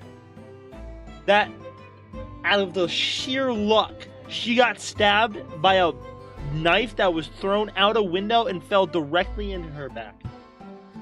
I thought that was weird. So if we're going back, and maybe that's not actually what happened. And of course, we'll be interested to hear from you about your movements that day too, Mr. Shamsphere. Oh. Eh? But what happened 6 days ago has nothing to do with me being poisoned. Let us proceed then. The witnesses will present their formal testimony to the court on the subject of the incident that took place on Briar Road the evening of the 17th of February. Oh, wow. That's where we're going with this. I like it. It was 6 days ago, about 5 p.m. I was walking along in the snow when I was suddenly stabbed in the back. Coincidentally, it happened just to be outside the house where the men in this case have their lodgings. I was at the tavern on the eve of which thou speakest, for I had bespoke my supper. It was the first time I'd been in the area. I had little matter to attend to, that's all. Anyway, I was admitted straight to the hospital, so I knew nothing about all of this business. Yes, a second incident inside a week, and what I believe to be aptly described as the haunted lodgings. One can only presume this is a most unfortunate coincidence. Meanwhile, you say you were not in your room, Mr. Shamsphere? 'Twas the following morning when I did awaken that I learned of the dire events. Mary, what a commotion did the officers of the law make on the floor above mine. Witsoski-san was arrested on suspicion of attempted murder. As suspected, there's nothing connecting these two witnesses but a happenstance. It's true, it does seem as though they're unrelated at first glance. But I'm not so sure. There's something lurking in the shadows here. I feel certain of it. Talk about Fryman? Fryman? Who's Fryman? Counsel. Oh, Gregson. Yeah, he's talking about Gregson. Yes, my lord.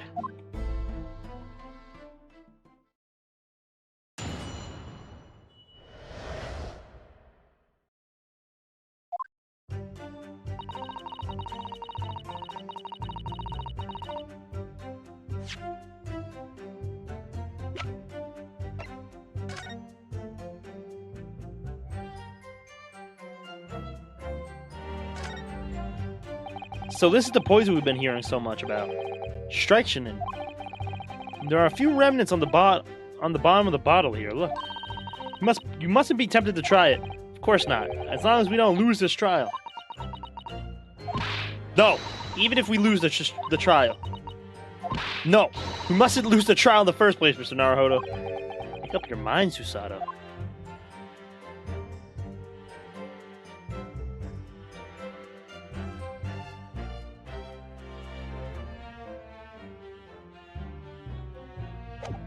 Boom, boom, boom, boom. Hold it! I'm well acquainted with the case. I'm sorry you had to go through that. It was awful. I still can't believe I was unconscious for so long. And I woke up to find that case had been solved and the culprit arrested. Yes, the incident has been resolved already. Perhaps it would help you to consider a bad dream that ended with your awakening, and should now be forgotten.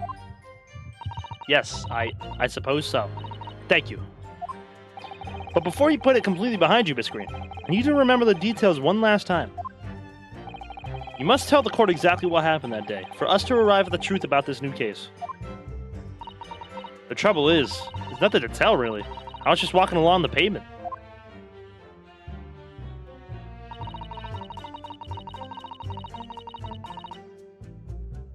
Hold it! What were you doing there that day, though? What do you mean? The art school you attend. What's it called? Yes, it's the Thorndike Academy of Fine Arts. According to Mr. Sholmes, that's just in the vicinity of Brixton Road, which is some 10 stops away from the scene on the underground. I believe you mentioned before that you also live on Brixton Road, is that right? So why, then, would you have been walking along Briar Road in the middle of the East End? Well, because, oh yes, of course. It might make a nice picture. The witness is a student of art. City-dwelling artists can't all paint grand urban vistas. That's right. I happen to like the crumbling look of that part of town. Perhaps quaint would have been a less grating term. The point is, she's definitely hiding something. Yes, it seems she's not going to be forthcoming with the truth. She's trying to hide why she was there that evening. Must mean there's a reason for her not wanting us to know. That's the key to this. And you, Mr. Shamspear, on the evening of the incident 6 days ago.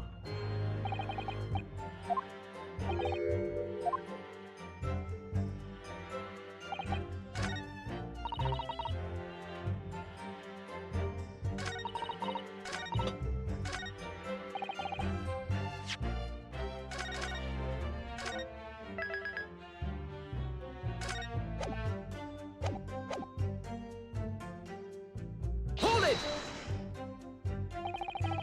Oh, it was the music notes in the braille. I think you talked about the last trial in the first game. A tavern, you say? Which one? That was a crazy trial. 'Twas the slugged salad where I did tarry. 'Tis a jewel in East End. And a little unexpected, I feel.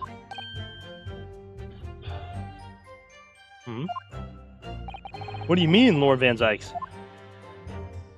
The slugged salad offers unusually fine dining, for the locality at least. On an establishment you'd expect to be patronized by a man with not even a crumb of bread in his room.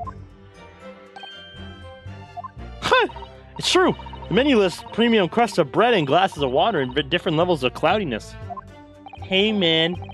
Feels bad, man.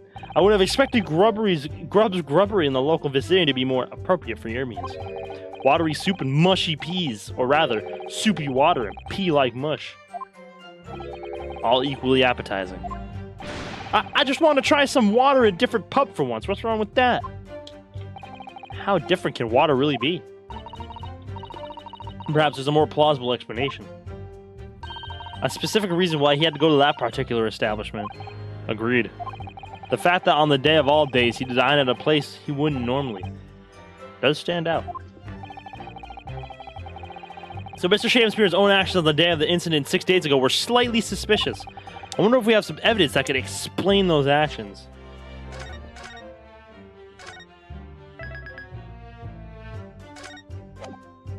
Hungry, man. Is it time to order some food?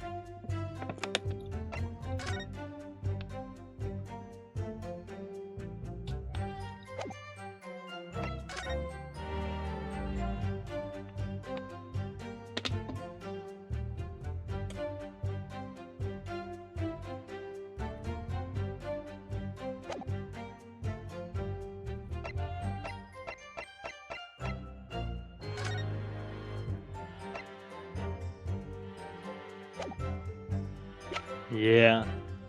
What are we getting, bro?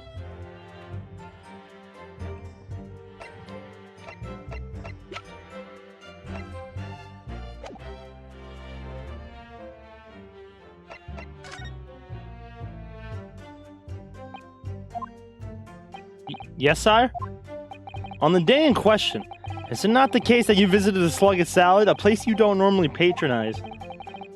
For a very particular reason? I don't know what you're talking about. Pray, if thou hast some purpose, speakest. Very well. I'll present the court with evidence. Evidence that explains why you had to be at the Slugged Salad that day. Namely...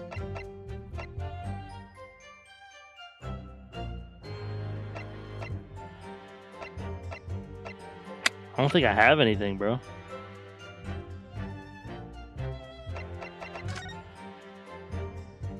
No clue. Time for some pizza, bro. Get some pizza.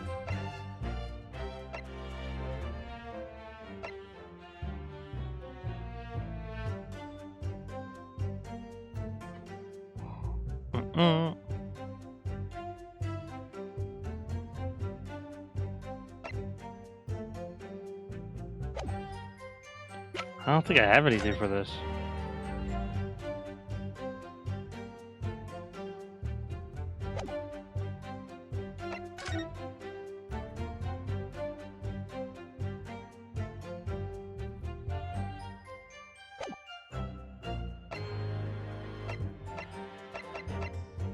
Take that!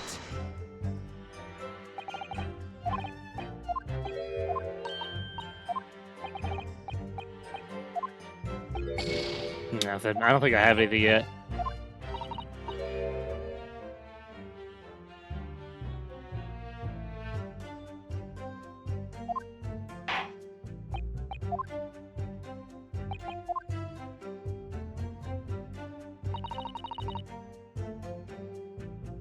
Hold it!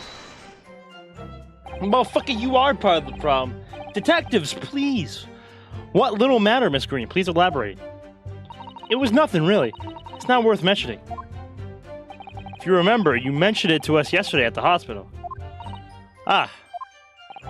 It was related to the card you were holding. Miss Green?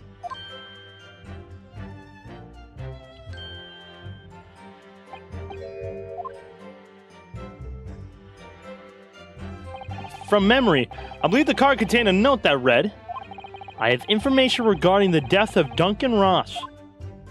What is that? What does that matter? This has nothing to do with Duncan. Excuse me. Ooh. Bam. Mr. Shakespeare, do you have something to share with the court? To be or not to be? That is the question. Ah, pray forgive me. The great bard's word springeth from within me within a near thought. Don't tell me. Because you're possessed by Shakespeare's spirit, right? Hearing Miss Green's word a moment ago seemed to make you think of something. Something of relevance, perhaps? Well, nay, sire, 'twas nothing at all. Presumably you know the name, though. Mr. Duncan Ross, I mean. After all, you were both lodgers in the same house. I would it were so, but sadly, nay. Lodging be a lonely occupation, sire. My lodging fellow be rarely known to me. So you haven't heard of him, even though he passed away in the room just one floor above yours? Miss Green? Me, my lord? Have I done something wrong? The card that was mentioned before contained the note. Do you have it upon your person? I do, yes, but I don't need it anymore. In fact, I should throw it away, really. Before you dispose of it, the court will take it as evidence, please.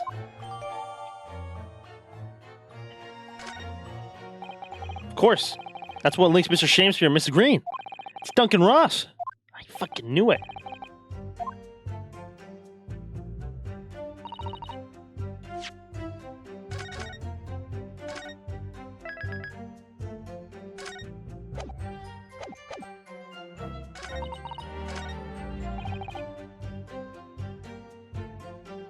Hold it!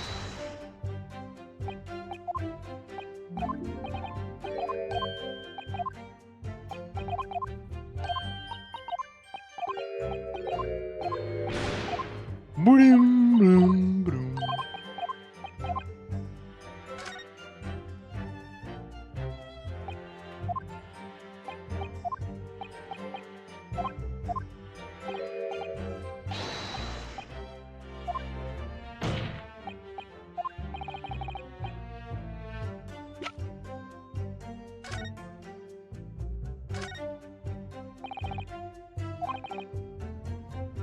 Miss Green strikes me as the type to open correspondence more than either that. Ah, what is it? The way the envelope was torn, I'm sure I've almost seen the exact same shape somewhere else. Oh, you don't mean, were you thinking of this piece of evidence, Mr. Naruhodo? Exactly, that's it. Trying to match them up. They go together perfectly. This torn off end of the envelope clearly belongs with this card.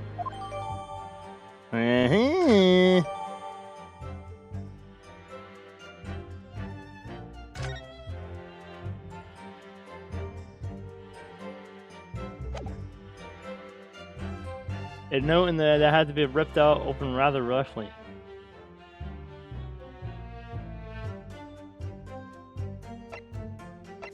Take that! I believe this card reveals the answer. Good lord. Miss Green's card, you mean? That's right, my lord. It reads, I have information regarding the death of Duncan Ross. Come to the Slug and Salad on Briar Road at 5 p.m. on the 17th. Don't tell anybody else about this letter or the meeting. It is a matter of the utmost importance. Mr. Shakespeare, your actions on the afternoon of Miss Green's stabbing are exactly as described in this note. Ah. Personally, I find it hard to believe that's a coincidence. Don't you, Mr. Shamspear? Well... Excuse me. Can I say something? Yes, Miss Green? That card was delivered to me. It doesn't have anything to do with this odd man, does it? Well, you think so, yes. But it's hard to believe it's merely... My lord, may I? May you what, Miss Green? I'd like to make something very clear about that card.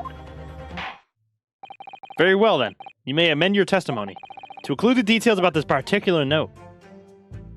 This note was delivered to me at my address. It was nothing to do... It's nothing to do with the odd man next to me here. Your Honor, that is cap.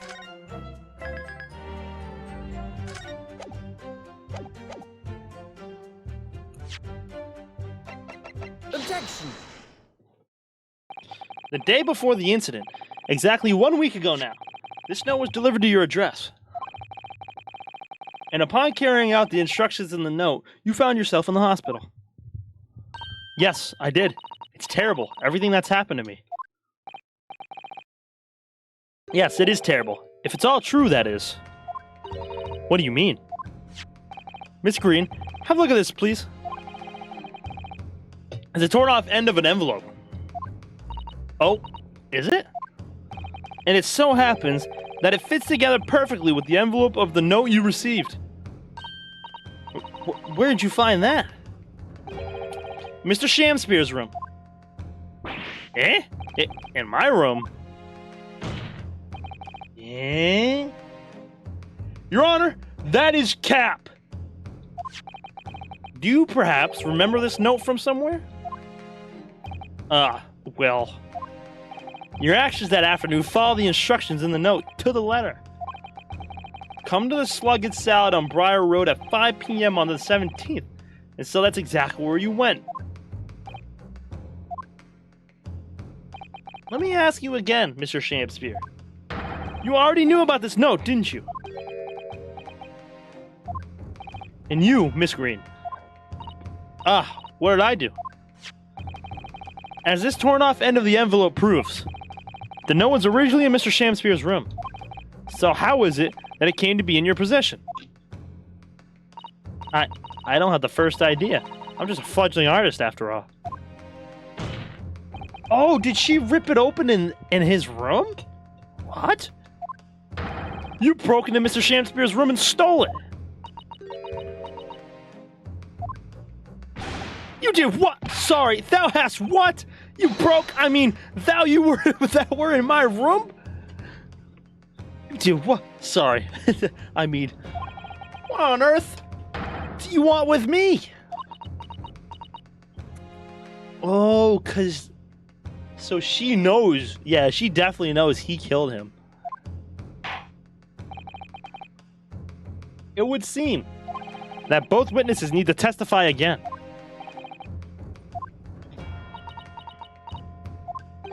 Ms. Green. Yes? Whilst you have the court's sympathy, I'm sure, for the suffering you had endured in recent events. Anyone found to be giving false testimony in a court of law will be duly punished. Please bear that in mind. Yes, I know. Very well, then. Witnesses, you will give formal testimony again now. On the subject of this curious anomaly regarding the note Miss Green claims to have received. Why are you streaming late? I just got used to your new schedule. It's for 1 day, bro. 1 day! And then I'm back to the other one. Bitch. I love this song. I do remember now, 'twas a week ago, peradventure that note was delivered unto me. On the day writ therein, I did tarry a long hour at the Slugget Salad, yet nobody came. Thereafter, on the evening, I shared the company of the Japanese fellow. I did see the note had vanished. I don't know what you mean. You think I snuck into this man's room, do you? Why would I? I can point out the villain here. And as for the torn off piece of the envelope, I don't know anything about it. Damn you, legend, you hoe. Bitch. Fuck you. This is the last late stream. So all my other streams will be at will be at that other time. You now claim to have received this letter, do you, Mr. Shamspeare? Faith, 'tis so, my lord. And I would swear to have set it upon the table in my humble lodgings. Okay, fatty. Twitch staff finna come for me. I hate the fatty. Okay, fatty. Fuck Twitch! Well, that being the case, young lady, it would appear that your testimony was a lie. Is that what you think? How unfair do you think I'm the one lying? I beg your pardon? I'm just a fledgling artist, as I said. And fledgling artists don't lie. That note was delivered to me at my address. Besides, we all know who the liar around here is. If that's true, Miss Green, how did you explain the facts? This part of the envelope was, without question, found in Mr. Shamspeare's room. I don't see why I should explain. Sorry? I'm a fledgling artist. My job here is just to say what happened. That's all. It's your job to give the explanations of the proof. You, the fledgling lawyer. The fledgling will do his best. Evidently, my learned friend's cross-examination is our only hope of learning the truth. Well, counsel? I'm ready, my lord.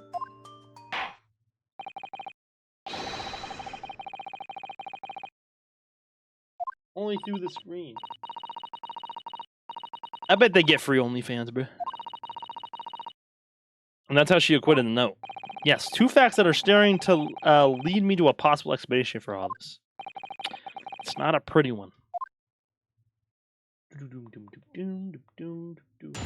One girl claimed to suck one of the staff's D's. Why am I not surprised, bro? Hold it! And can you shed any light on the contents in the note at all? Nice, sire. 'Tis as strange to me as to a foreign tongue. Even with a knowledge of literature as great as mine own, verily, 'tis impenetrable. But Mr. Duncan Ross had lodgings in the same household as you. In effect, he was your neighbor, so surely you knew him, didn't you? Alack, the choice has been twixt I knew him and I knew him not. Then 'tis when with foreboding that I'd be forced to declare we were by some small measure acquainted. Despite your claims, though, you followed the note's instructions and went to the Slug and Salad. Presumably that was nothing to do with your knowledge of literature? Married, naught will have the better of me, sire, save for the lure of curiosity. So 'tis true I was compelled by my own eager heart to betake myself to the tavern. Yet in the end, my curiosity was not satiated. So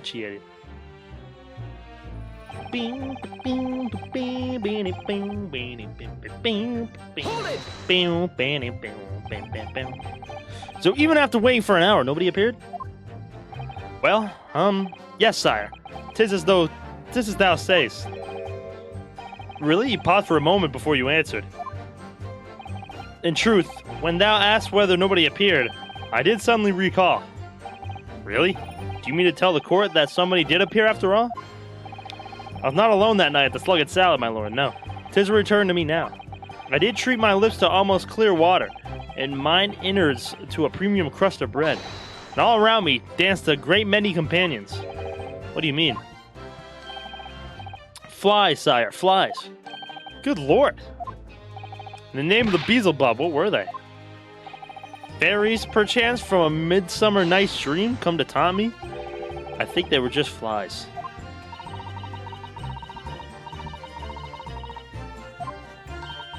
Is that wrong of me? Thereafter on the evening... When exactly did you notice it had gone missing?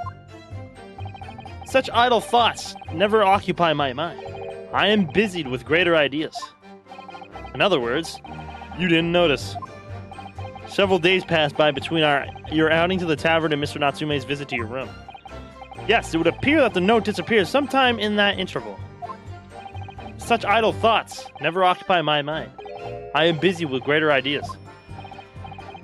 And yet during that time, Miss Green was comatose in the hospital, was she not? Clearly then, she could not have been stealing things from Mr. Shamspeare's room. Ah, yes. Yes, of course. It's all some sort of misunderstanding. Isn't it, Mr. Prosecutor, sir? You have so far failed to give a satisfactory explanation as to how you came by the note. Ah. I am not here to advocate for your defense, madam. I won't tolerate inconsistencies in your story. You would do well to remember that. Oh, dearie me. What's Lord Van Zykes getting at? Hold it! It seems that this note was actually delivered to Mr. Shamspeare about 1 week ago. Oh, does it? But for some reason, it ended up in your possession. I can't think of any way that could have happened except for you breaking into Mr. Shamspeare's lodgings. Objection! But for what reason would the witness have done that? I won't deny that Miss Green's possession of the note would appear to defy logic. However, until and unless her involvement in this case can be proven in some other way, any further pursuit of this note is meaningless. Miss Green could only have to come to possession of the note by stealing it from Mr. Shamspeare's room. And yet, there's no obvious reason why she would have done such a thing. What if there was some other reason she broke into his lodgings, though? Yes, we should pursue that idea, Mr. Naruhodo. We're close now. I can feel it. We're so close to a breakthrough. Well, we know she had a thing with Duncan Ross.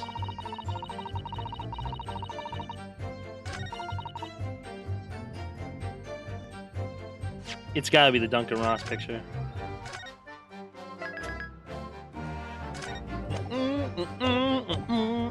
I'm gonna press this last thing and then we'll go from here.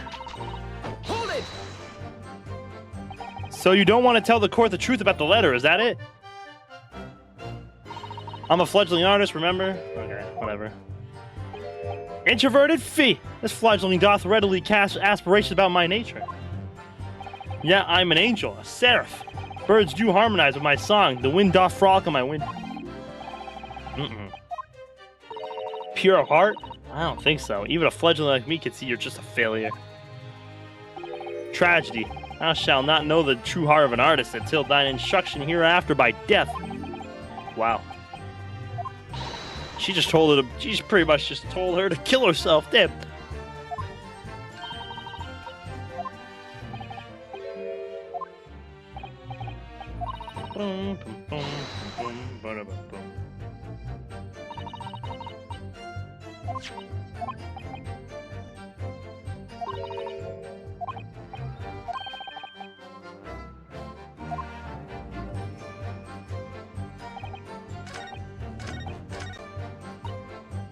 Alright.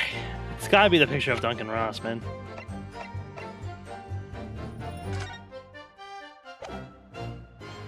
Objection! Okay, that's not it.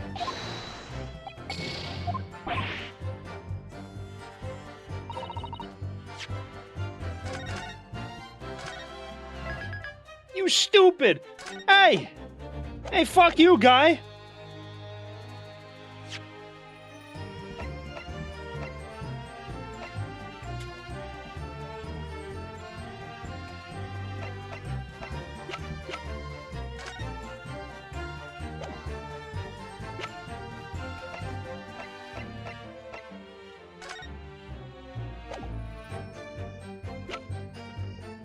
Well, you think I would sneak into this man's room, do you? Why would I?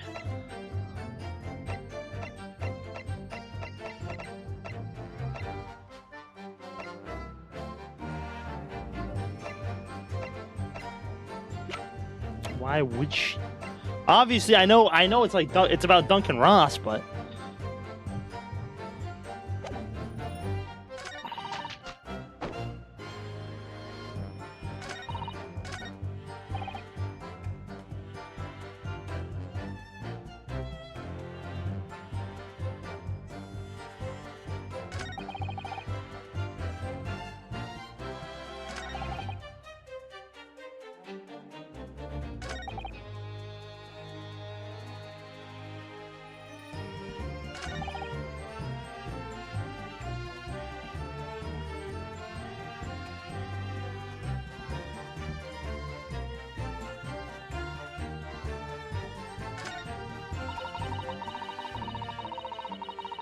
Hold on, I gotta use the bathroom really badly. I'll be right back. Hold on. I'm so sorry.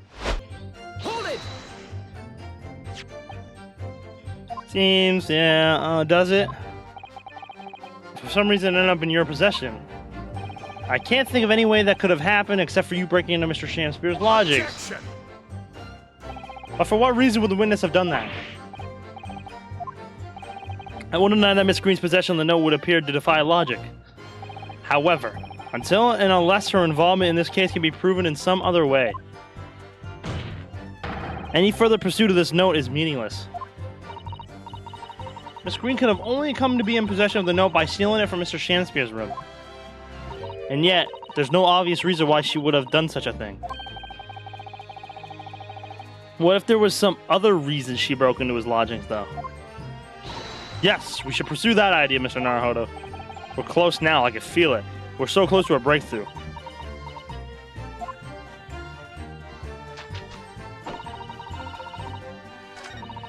Another reason why she broke in.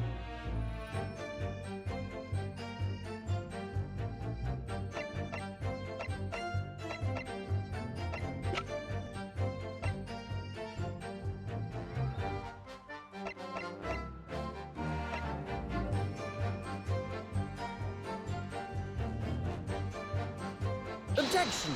Poison. Well, yesterday at the hospital, we saw you witness this bottle. And though the contents spilt during the course of our meeting, a small quantity remained. Ah! According to the defense independent analysis, Mr. Sholmes' chemistry set,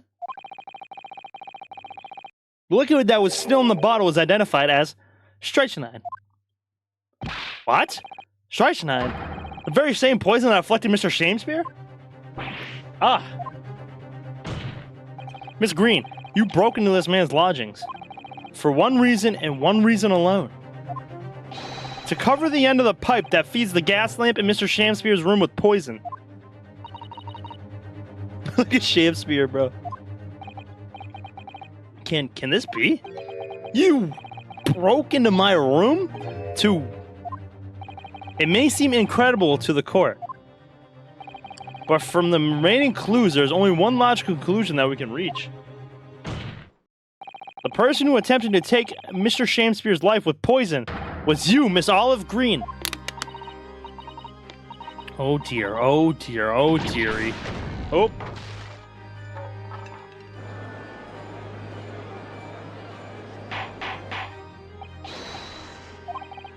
Counsel, are you seriously suggesting this woman put the poison on the end of the gas pipe with intent to kill?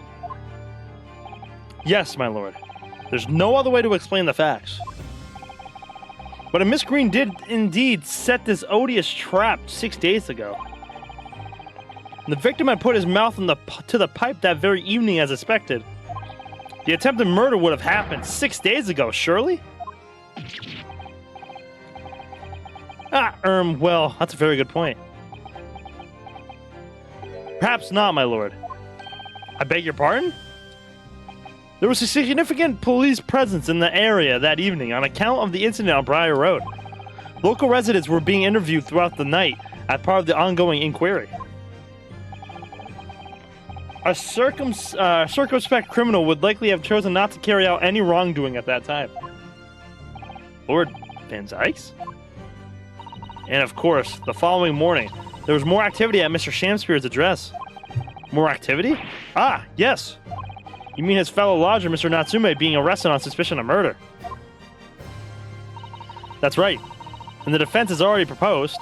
Mr. Shakespeare was meddling with the gas in the pipe for a very sinister reason himself. To cause the gas stove in Mr. Natsume's room to go out, thereby asphyxiating the occupant.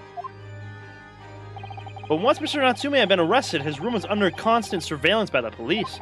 In the circumstances, Mr. Shakespeare had no reason to blow air into the gas pipe. His intended victim being in a prison cell.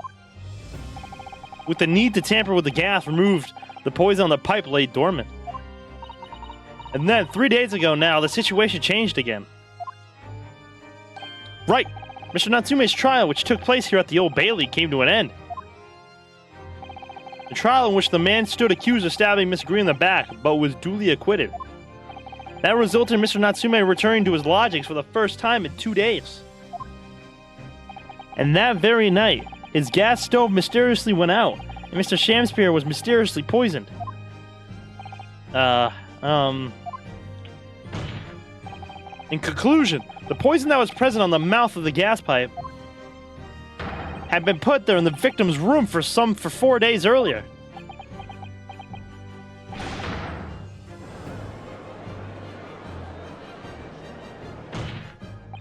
With that new understanding, it becomes clear that this letter was all part of the plan. What plan? The court would recall that the note gave instructions to visit the Slug and Salad at 5 o'clock. And that recipient should tell nobody else. The reason for those instructions are now clear. Oh, she gave him the note. To ensure that lodger would not be at home at the stated time. Wow. To make sure I wasn't home? Exactly. While you were out, Miss Green could safely slip into your room, knowing that she wouldn't be disturbed. You mean to say that letter was written by Miss Green? Yes. And in order to cover her tracks, she took it away with her when she left. Just after she smeared poison over the mouth of the gas pipe in your room. Wow. What do you have to say for yourself, witness? Uh-oh. Just who are you? Why did you try to kill me? Miss Green's motive should be obvious. It's all tied up with someone whose name we've heard several times already during the course of this trial. So, that's what's behind all this? You will share your apparent understanding with the court, please, counsel. Which person is behind this woman's motive for the attack on the victim's life? Take that! Duncan Ross. That's right.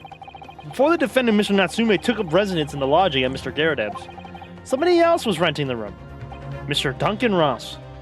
I knew I'd heard the name somewhere else. It was all over the papers a month ago, when the man died in a strange circumstance at the haunted lodgings. That does ring a vague... Ah, of course, yes. I remember now. The young man they claim was strangled by a convict's curse or some such. Sadly, my lord, it wasn't a curse of any kind. Nor was it an accident. The man died as a result of Mr. Shamspear blowing into the gas pipe and causing gas to leak into the room. It was murder, plain and simple.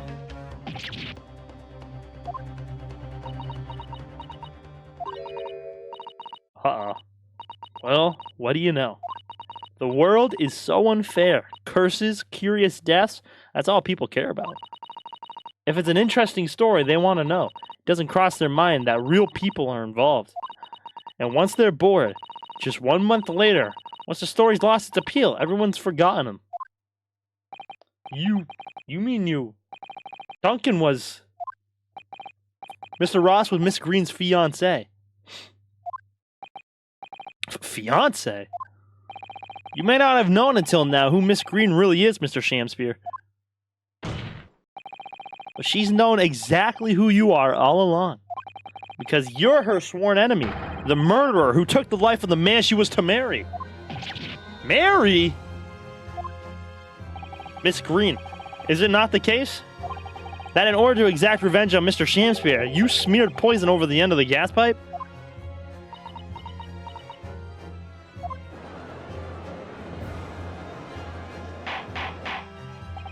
This is all quite extraordinary. Am I correct in my understanding that you now accuse both parties, counsel? Each on different counts of murder?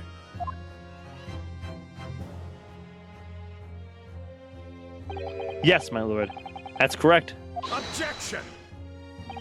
Inhaling so deeply, it appears that my fledgling learned friend has taken in a lungful of dubious gas that's causing his judgment to be clouded. What?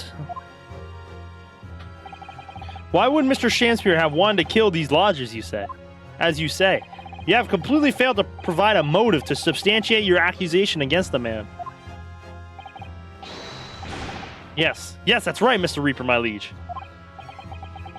I have been slighted. 'Tis lies, all lies, and on every utterance.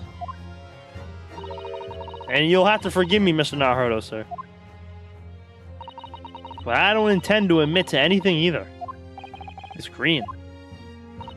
I'm sure you'll think I'm being very rude, but I'm not going to be sent to the gallows for the likes of this scoundrel. Objection. But you broke into the man's room. If you didn't do it to smear poison on the pipe, what was your reason? I thought I'd have another workaround, that's all. Sorry? You're right, I suspected him. So I thought perhaps I might find some evidence or something in his room. Evidence that it was him who took Duncan's life. Oh, vileness, oh, villainy, oh, tyranny, oh, routiny of women. But in any case, whenever I leave my room, I do turn the key in the lock. That whole place is falling apart. The locks and the doors are no different. Duncan showed me once how to unlock the door with some terps and a piece of wire. Oh, awfulness, oh, artfulness, oh, tyranny, oh, profanity of woman. We will consider your trespassing on some future occasion. But for now, tell the court what you found, what evidence your search revealed. Well, I spotted the note that I'd sent him lying on the floor. When I went to pick it up, I noticed something. One of the floorboards was loose, and underneath it, I discovered a secret hiding place. Eh? Yes, we also discovered that hiding place. Inside, we found a newspaper cutting, a photograph, and an empty tin box. Ah, yes. Well, the thing is, when I found it, the box wasn't empty. What? There was something in it? Yes. Oh, this rather nice key.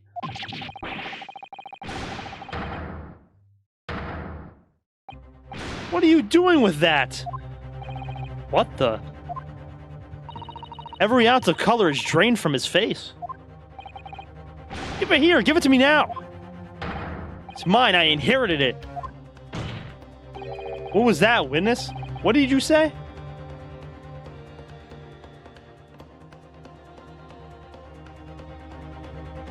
This is the key for the loot of the convict murderer. So all his stuff, this guy has. Shamspear has. 1,000 pounds worth of loot he stole remains unrecovered.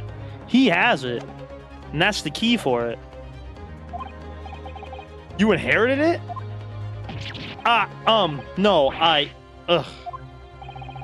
What's all this about? He inherited that key? It was obviously important to you since you'd gone to such lengths to hide it, so I took it. I don't know what it's for, but you took something precious from me, so I took something precious from you. So what if it means you can't open something now? I don't care. Give it back this minute! Give it to me! Oh, wow. Calm yourself, witness. So Mr. Shamspear has tried, and in one case succeeded, to take the life of 2 lodgers now. Yes, his motive for doing so is the key to everything that's happened. It's true that there appears to be no motive to support the accusation against Mr. Shamspear. At first. But considering everything we know now, I think there is actually something that could explain it. What? I need to recall every piece of evidence at our disposal. Everything we've seen and heard. Because I'm sure that I just caught a glimpse of the link that runs through all of these events. In that case, counsel, I must demand that you present evidence to your court, to the court, and what is it that you say can explain the motivation for Shamspear's alleged crimes?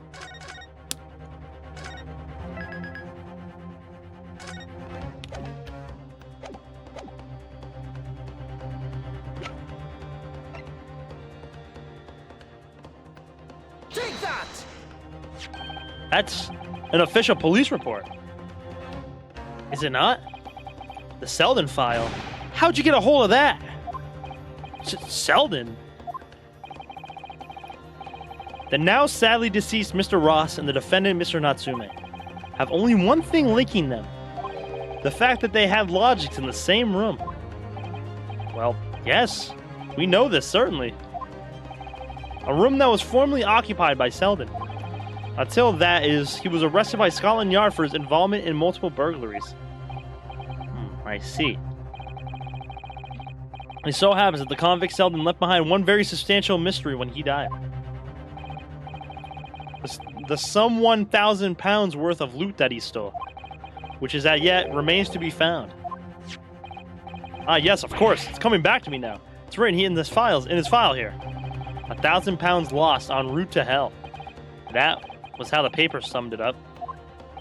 It seems that one particular fellow inmate was with the convict in his final moments. It's not hard to imagine Selden entrusting that inmate with his most closely guarded secret, the location of the stolen loot, and perhaps a key to unlock whatever container the valuables were in. He was in jail with him?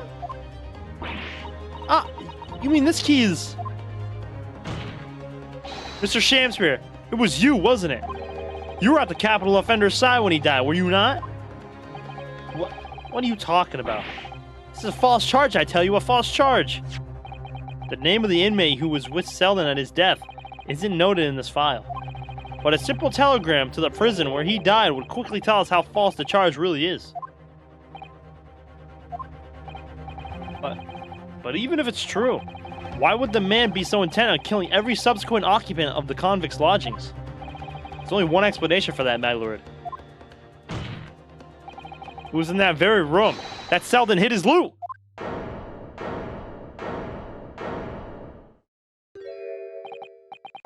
So it all comes out.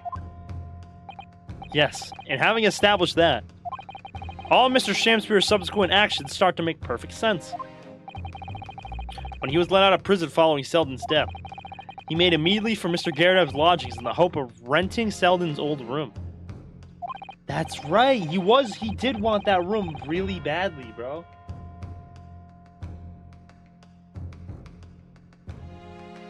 However, the retired army man was unable to offer him the accommodation of his choice, because Selden's old room had already been let to someone else, Mr. Duncan Ross.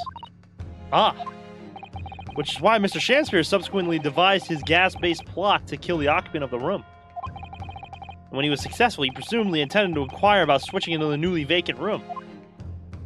However, a certain jittery someone had beaten him to it. Mr. Sosuke Natsume? The defendant of this case, no less? So you decided to use the ploy with the gas again, didn't you, Mr. Shamspeare? This time to oust Mr. Natsume. All for one simple and a various reason. Avarshis. To get your hands on the 1,000 pounds of loot left behind by the dead convict.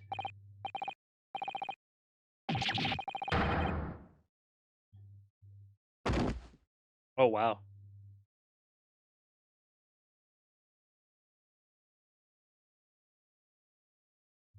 Looks like I'm gonna snuff it before they get to stretch me neck. Listen, I want you to have me loot. Anything to stop the coppers getting their mitts on it. It's hiding in the room where I was lodging when they got me. Here, this is the key to it. Take it. Always stay one step ahead, mate. See you in hell, I guess. Shamspeare. Oh, wow.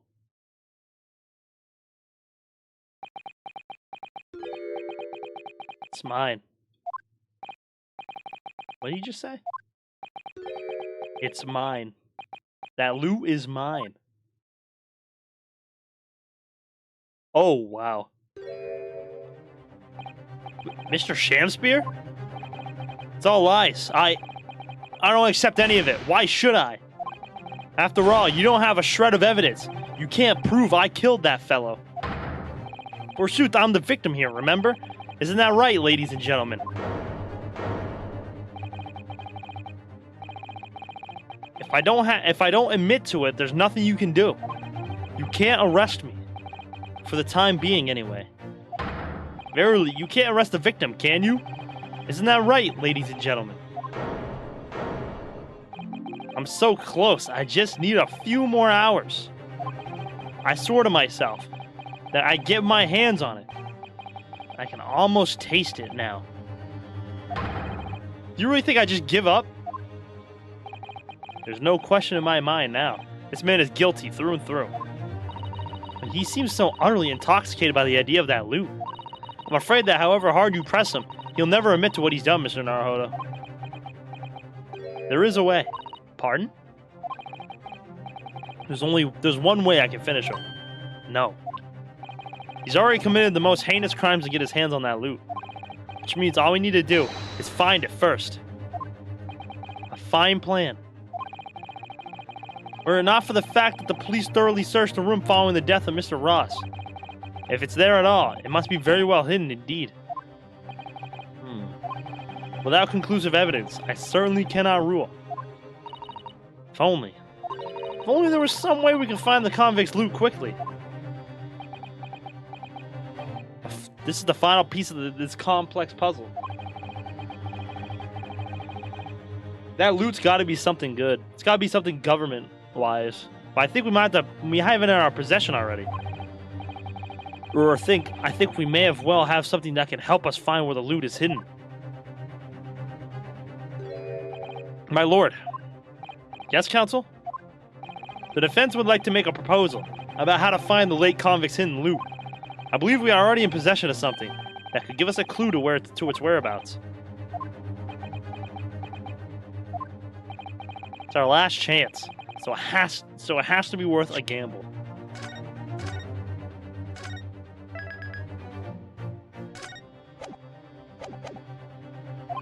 Besides, we've used the same technique once already. Definitely paid off then. The books! The hooks! Very well, counsel. Let the court hear your idea. What do you propose we can use in order to locate the hiding place of the deceased convict Hull?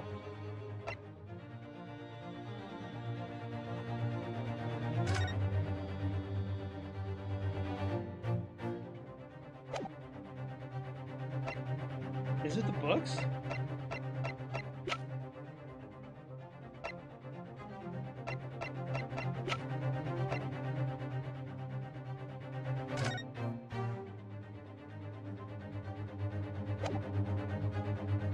Take that!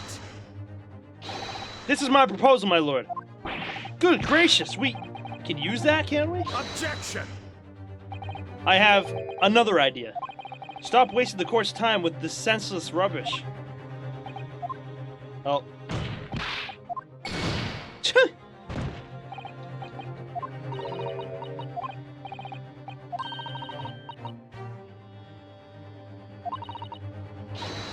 No books. Worth proposing the same method again now. Oh, it's the skin prints.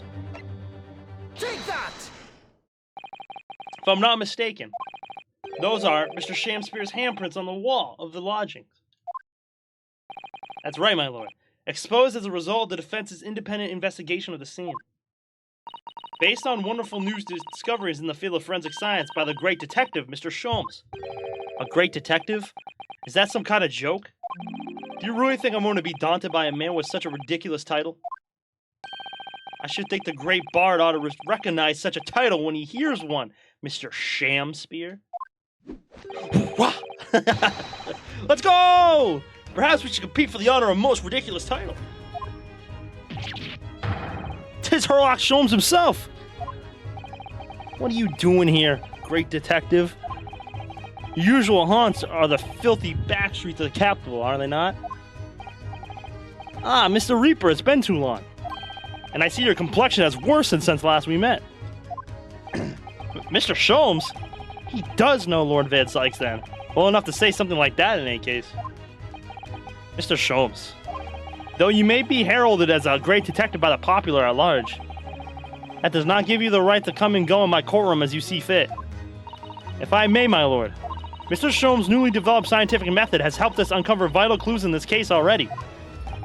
Clues, you say? I call them skin prints, my lord. My method identifies every location touched by an individual under scrutiny. It's the method by which we were able to ascertain this gentleman's gas pipe activities. You need only a small sample of something the individual has previously touched to make an indicator solution. In your case, sir, I used the teacup you had been holding. Elementary. So now, Mr. Naruhodo. Ah, yes? What am I to use as a sample to make the indicator solution this time? Thank you for offering to help, Mr. Sholmes. When the convict was arrested, he was living in what is now Sosuke-san's room. We need a sample to help locate Selden's loot that's hidden in his own room. What form will the sample take?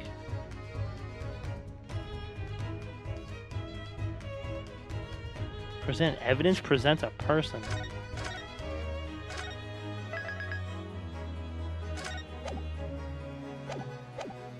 We need a sample to help locate Zelda's loot that's hidden in his old room. What form will the sample take?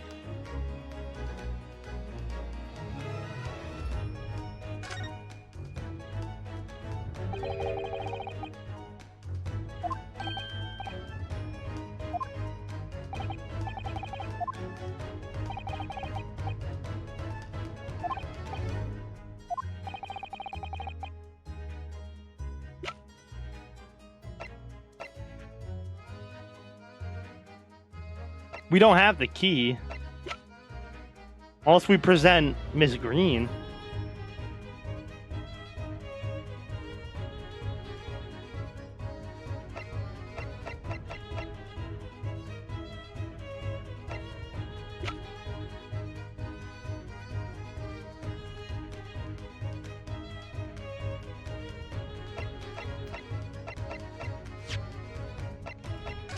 What if I select a person?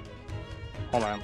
I'm gonna try to. I gotta see. Present a person.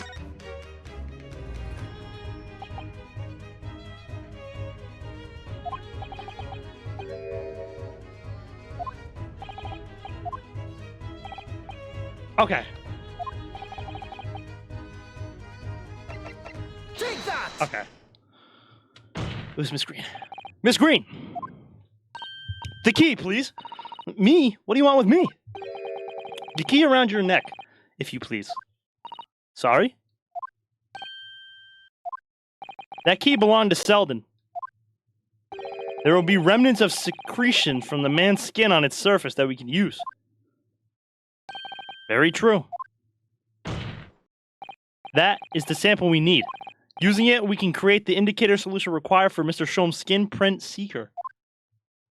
And find out exactly what Selden touched in the room that he used to rent. Hey.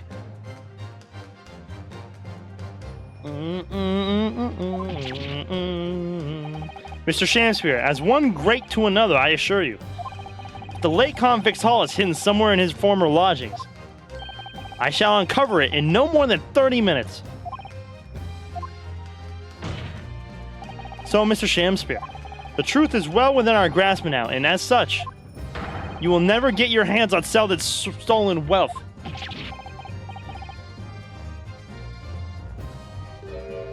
In that case, I'll gladly let Mr. Sholmes have this key. No! Give the key to me! Detective shan't have it! It's over, Mr. Shamsphere. No, no. You're out of options now. There's only one thing left for you to do. Admit your guilt. Woe is me.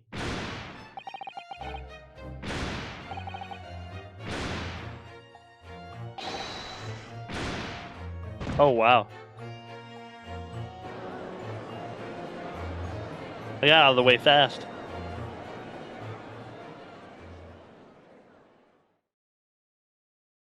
Wow. I never intended to kill the man. I just wanted to drive him out of the room. That's all. So you'd have time to find the convict's haul of stolen goods? Yeah, after you killed the young man, you still didn't move into the room. I asked the landlord, of course. I pleaded with him, but he refused. Why? I was 3 months behind with the rent, for one thing. Mr. Garrett really has had a lot to put up with. Why didn't he just go into there when they weren't home? Didn't they say the locks were busted too? He could have just went in there when he wasn't home.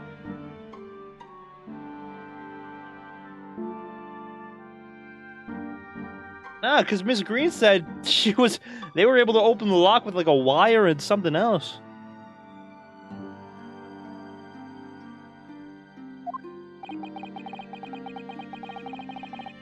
Hellman's.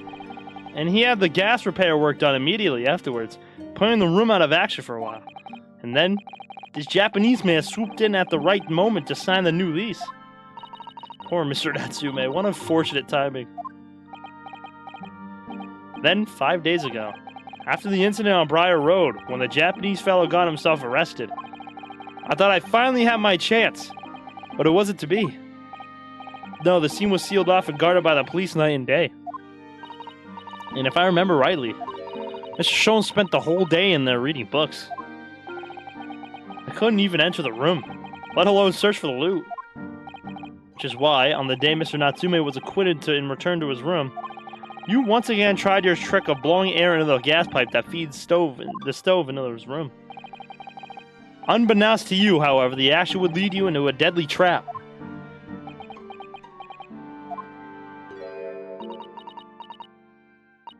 William Shakespeare. How does it go? To be or not to be? That is the question. From Shakespeare's Hamlet, Act 3, Scene 1. Well, let me tell you, in your case, it's not to be. That is the answer. You deserve to die for what you've done. Oh, wow.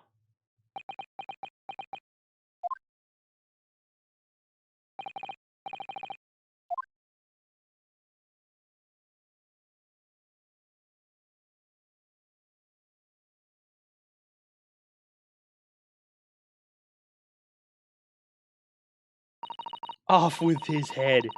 Get him out of my face. At first, I really did think it was just a terrible accident. I'll never forget our conversation the night before Duncan died. The gas supply in my new lodgings are a complete disaster, you know, Olive. The gas supply? Yes, the stove always seems to go out in the middle of the night for some reason. That's no joke. They say it's the convict's curse. Oh, Duncan, please, don't stay there. I don't care how cheap it is. Alright then, if it's that important to you, I'll start looking for a new place. There are spare rooms at my house. Why don't you leave that horrible room tonight? No, I'd better not. We said we'd wait until we graduated before we told our parents, remember? That was the last time we ever spoke. That very night, he fell victim to the gas. If only I had known it was going to happen, I'd have insisted he left that horrible room that instant. But instead, all I've been left with is bitter regret. I stopped going to school, but something kept drawing me back to the house on Briar Road. I saw a stooped, Eastern-looking man with a mustache coming out of the house one day when I was there. He walked up the road to Grubb's Grubbery for some food, so I followed him and sat myself down next to him. He had some watery-looking soup and started to pick a quarrel with his publican. That place is cursed, I tell you, cursed. The ghost of that convict who used to live there is trying to suffocate me. I wake up in the middle of the night, freezing to death because the stove has gone out. The room was full of gas and I could hardly breathe. But the pipes have been checked, no problem there. It's like, I'm the problem. That's what they're thinking. But how could that be? Duncan was gone, and now this man had almost suffered the same fate? Could it really be a curse? Then I remembered. A rumor I'd heard about how the gas companies go around investigating the gas installations. A rumor? Ah, you mean... Yes, everybody's heard the stories, it seems, about how they go around checking the pipes. How anything connected to the gas can be extinguished by blowing air into the pipework. That's when it started. A little flicker of doubt in the back of my mind that just wouldn't go away. Is it really an accident, though? Once I'd had the idea, it wouldn't leave me alone. It plagued me day and night. So I bought this on one of the black markets in the East End.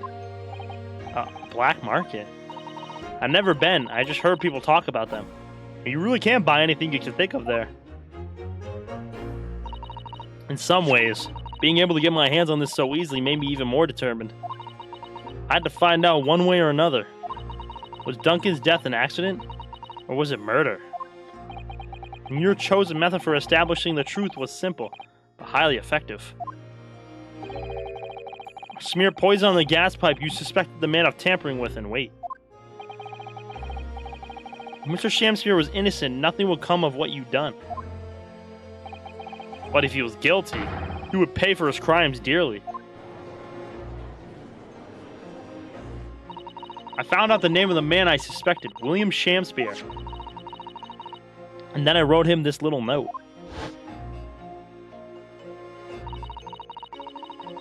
I have information regarding the death of Duncan Ross. Come to the Slugged Salad on Briar Road at 5 p.m. on the 17th. Don't tell anybody else about this letter or the meeting. It is a matter of utmost importance.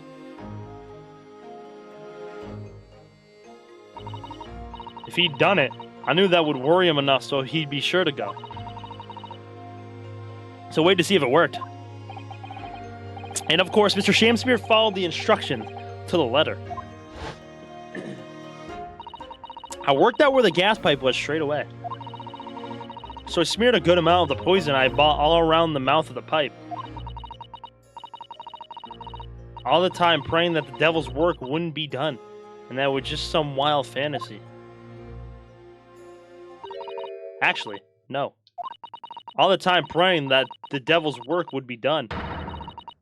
The culprit would get just his deserts. Hi, Bendy.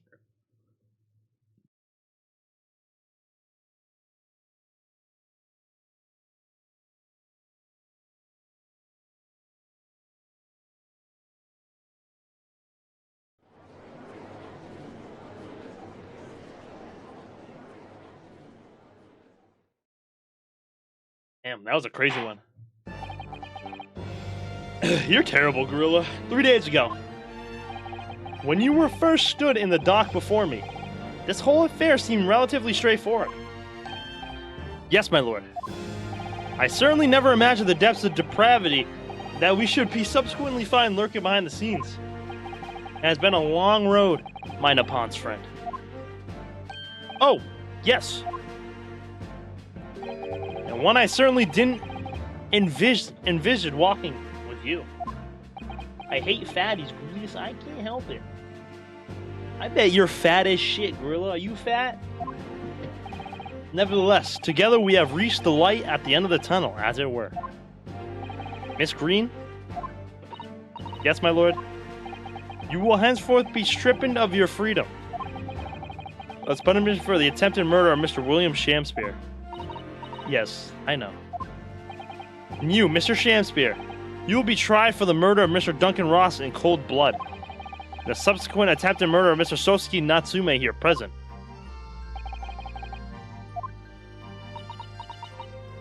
Mr. Naruhodo? Ah, yes? Yesterday, at the hospital, when you and your friends stopped me from ending your life by drinking what was left in the poison bottle? I wasn't myself. I can't even really remember what was going through my mind. To be or not to be, I suppose. That's a question that's so hard to answer, it seems. I hate myself too. I did in my old house. I'm an honest man. Save. What do you mean save?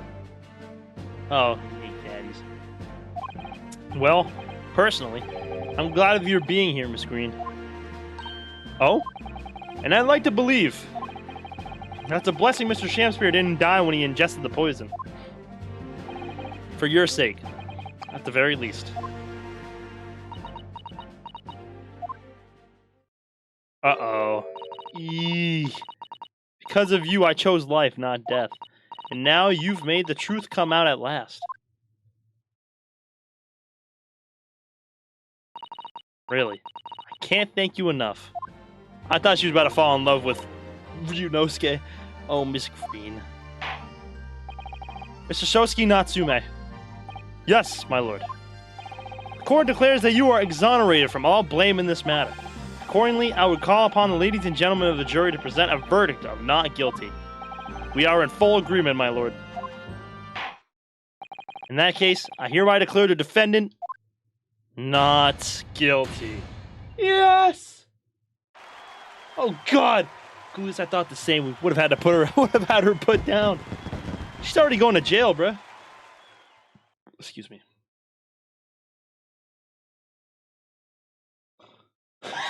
Yo, stop, Soob, stop, please. Court is adjourned. That is crazy. It's because of that. It's because of that one person. Y'all remember that news broke out, or it went viral, of that one lady. She was getting all mad because there wasn't any seats for plus-size people. I remember that. Oh, yes, at last. Divine justice duly done. Divine justice? My dear fellow, if there were any divine justice in this world, you would shave that mustache. No, this has nothing to do with my mustache. Some say a luxuriant mustache is a sign of physical prowess, Mr. Sholmes. Local student Mr. Naruhodo Esquire, once again. You saved me from doom. I'm very happy to have been able to help, Mr. Natsume.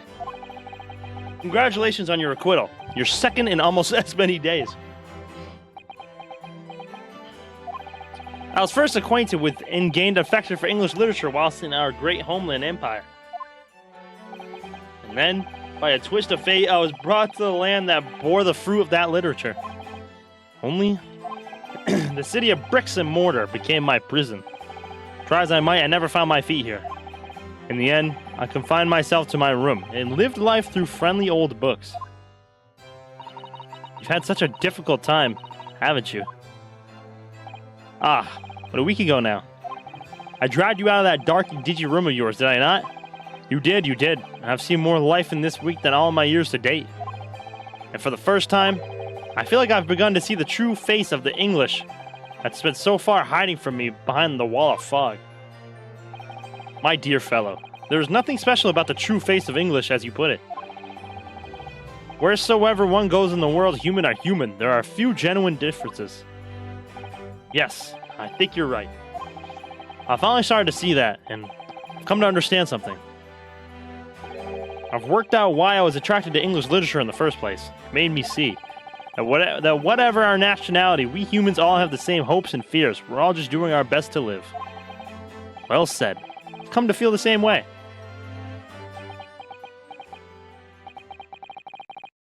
I've made a decision, too. I'm going to cut short my study tour here and return to Japan. What? Just when we became friends here in England. What a terrible shame. Oh, I know. That does tug on my heartstrings, it really does. But I've decided I'd like to take everything I've learned here in Britain and write something of my own. Novel of sorts, I suppose. Oh my, so you'll be creating your own literature, Mr. Natsume? How wonderful. Oh, well, no, I mean, I wouldn't presume to call it literature. Why not? Well, that is precisely the definition, Mr. Mustache. I suppose you're right, yes. It will, in a way, be literature. But as of now, all I know is that I'd like to try my hand at writing. I have no delusions of grandeur. Hey man, you still hungry? I, for one, would love to read your work. Well, all things considered, it may be for the best. After all, you have once again emerged victorious from a battle with the Reaper. Ah, that's very true. And there is no salvation for a person in the dock when the Reaper is the prosecutor. The desire to return post-haste to the perceived safety of your homeland is one I quite understand.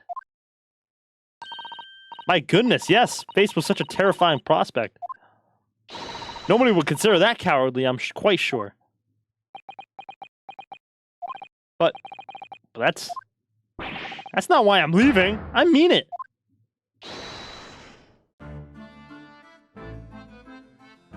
We good. Nice. And that was the case that we found ourselves embroiled in 6 months ago. Sosuke-san did indeed return to Japan and submitted a report about both cases to the government. It was on reading that report that Professor Mikotoba was prompted to visit the scholar. And barely any time later, Susato-san was given the news that she must return to Japan as well. On the back of a telegram stating falsely that her father had fallen gravely ill.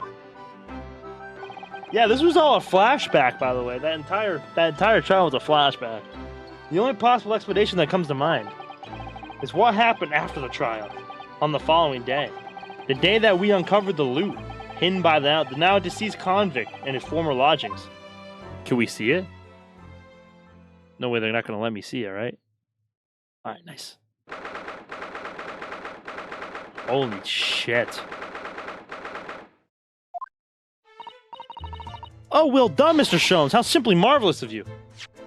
Nate's attorney, Maya is unlikely to get charged of murder in many cases, but at least she has supernatural powers, so it has something to it.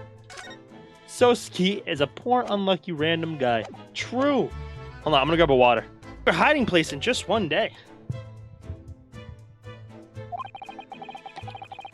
Wasn't it supposed to take 30 minutes? As I believe I told you, my dear fellows, skin prints are extremely useful in such situations.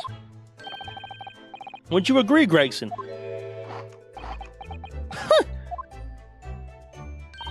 Gregsy's been happily munching in agreement this whole time, you know, Hurley. You are 80% water. There's always water in the same room. Joel, I'm gonna drop kick you, bro. So it transpires the man fashioned a hiding place in the ceiling. And what's in it? What exactly is the loot? Let us look then, if you're ready. Let's examine the late burglar's haul. Joel, please. What is that? Oh, there's blood stains on it. It looks to be some sort of neckband or collar. A collar? It's huge, though. Look at all the gemstones set in it. I can see why it's claimed to be worth 1,000 pounds. Perhaps I could have it as a belt. Oh, have you noticed on the inside there? There are some dark stains. You don't think it could be blood, do you? I mean, there's quite a lot of it. On second thoughts, perhaps I won't have it as a belt. Then, of course, there's this emblem here. Large letter B and a small crown.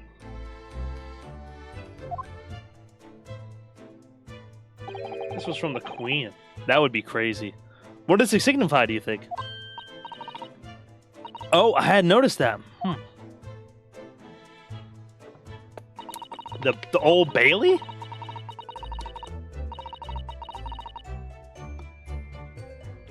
I feel as though I've seen that emblem somewhere before, you know?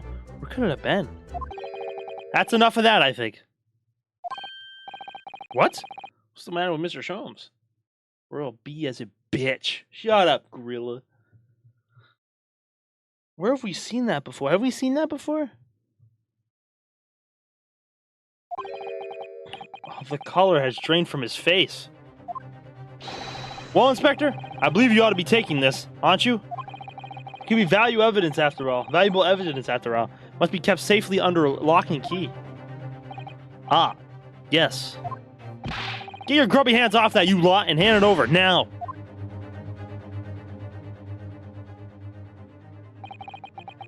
Not a B. It's a weird S with an H. Herlock Sholmes! I mean, they said it was a B. I'd never seen a collar that large before. After all, those jewels certainly look to be extremely valuable.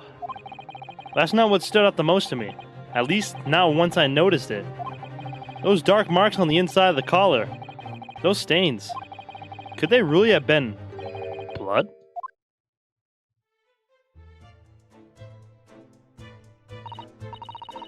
Well, that was a funny case, wasn't it? But it's all buttoned up now. And you look very pleased, Iris. I am, because I was starting to wonder what I could use as a basis of this month's story in the magazine. It could be related to that one story that Sholmes doesn't want out. There's something really big going on here, bro. Like in this game. That they have Susato's father, Sholmes, the government, Kazuma's death. All interlinked, bro. But this case will be perfect. It's been so fascinating. You're talking about the latest installment of the Adventures of Herlock Sholmes, I presume.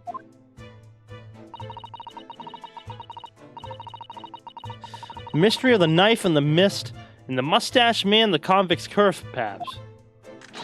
Can make it a two-part story. Oh, I can't wait. A word, please, Iris? Yes? What is it, Hurley? I'm sorry, but you can't write about this case. It's out of the question. What? Why not? It's a great case. I shall have to insist that you limit yourselves to the your first two titles. The second must never be written. Is that clear?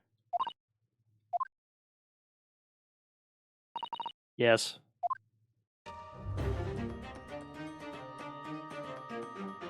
And so it was that the second of Souseki-san's cases became buried in obscurity.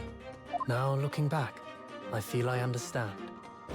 I can see why Mr. Sholmes forbade Iris from publishing the story. It would take a little longer before I saw the link between everything that had happened and would happen. For it wasn't until 2 months after the arrival of Susato-san's letter that events began to unfurl again. With an incident that took place at the very heart of the eagerly awaited Great Exhibition of London.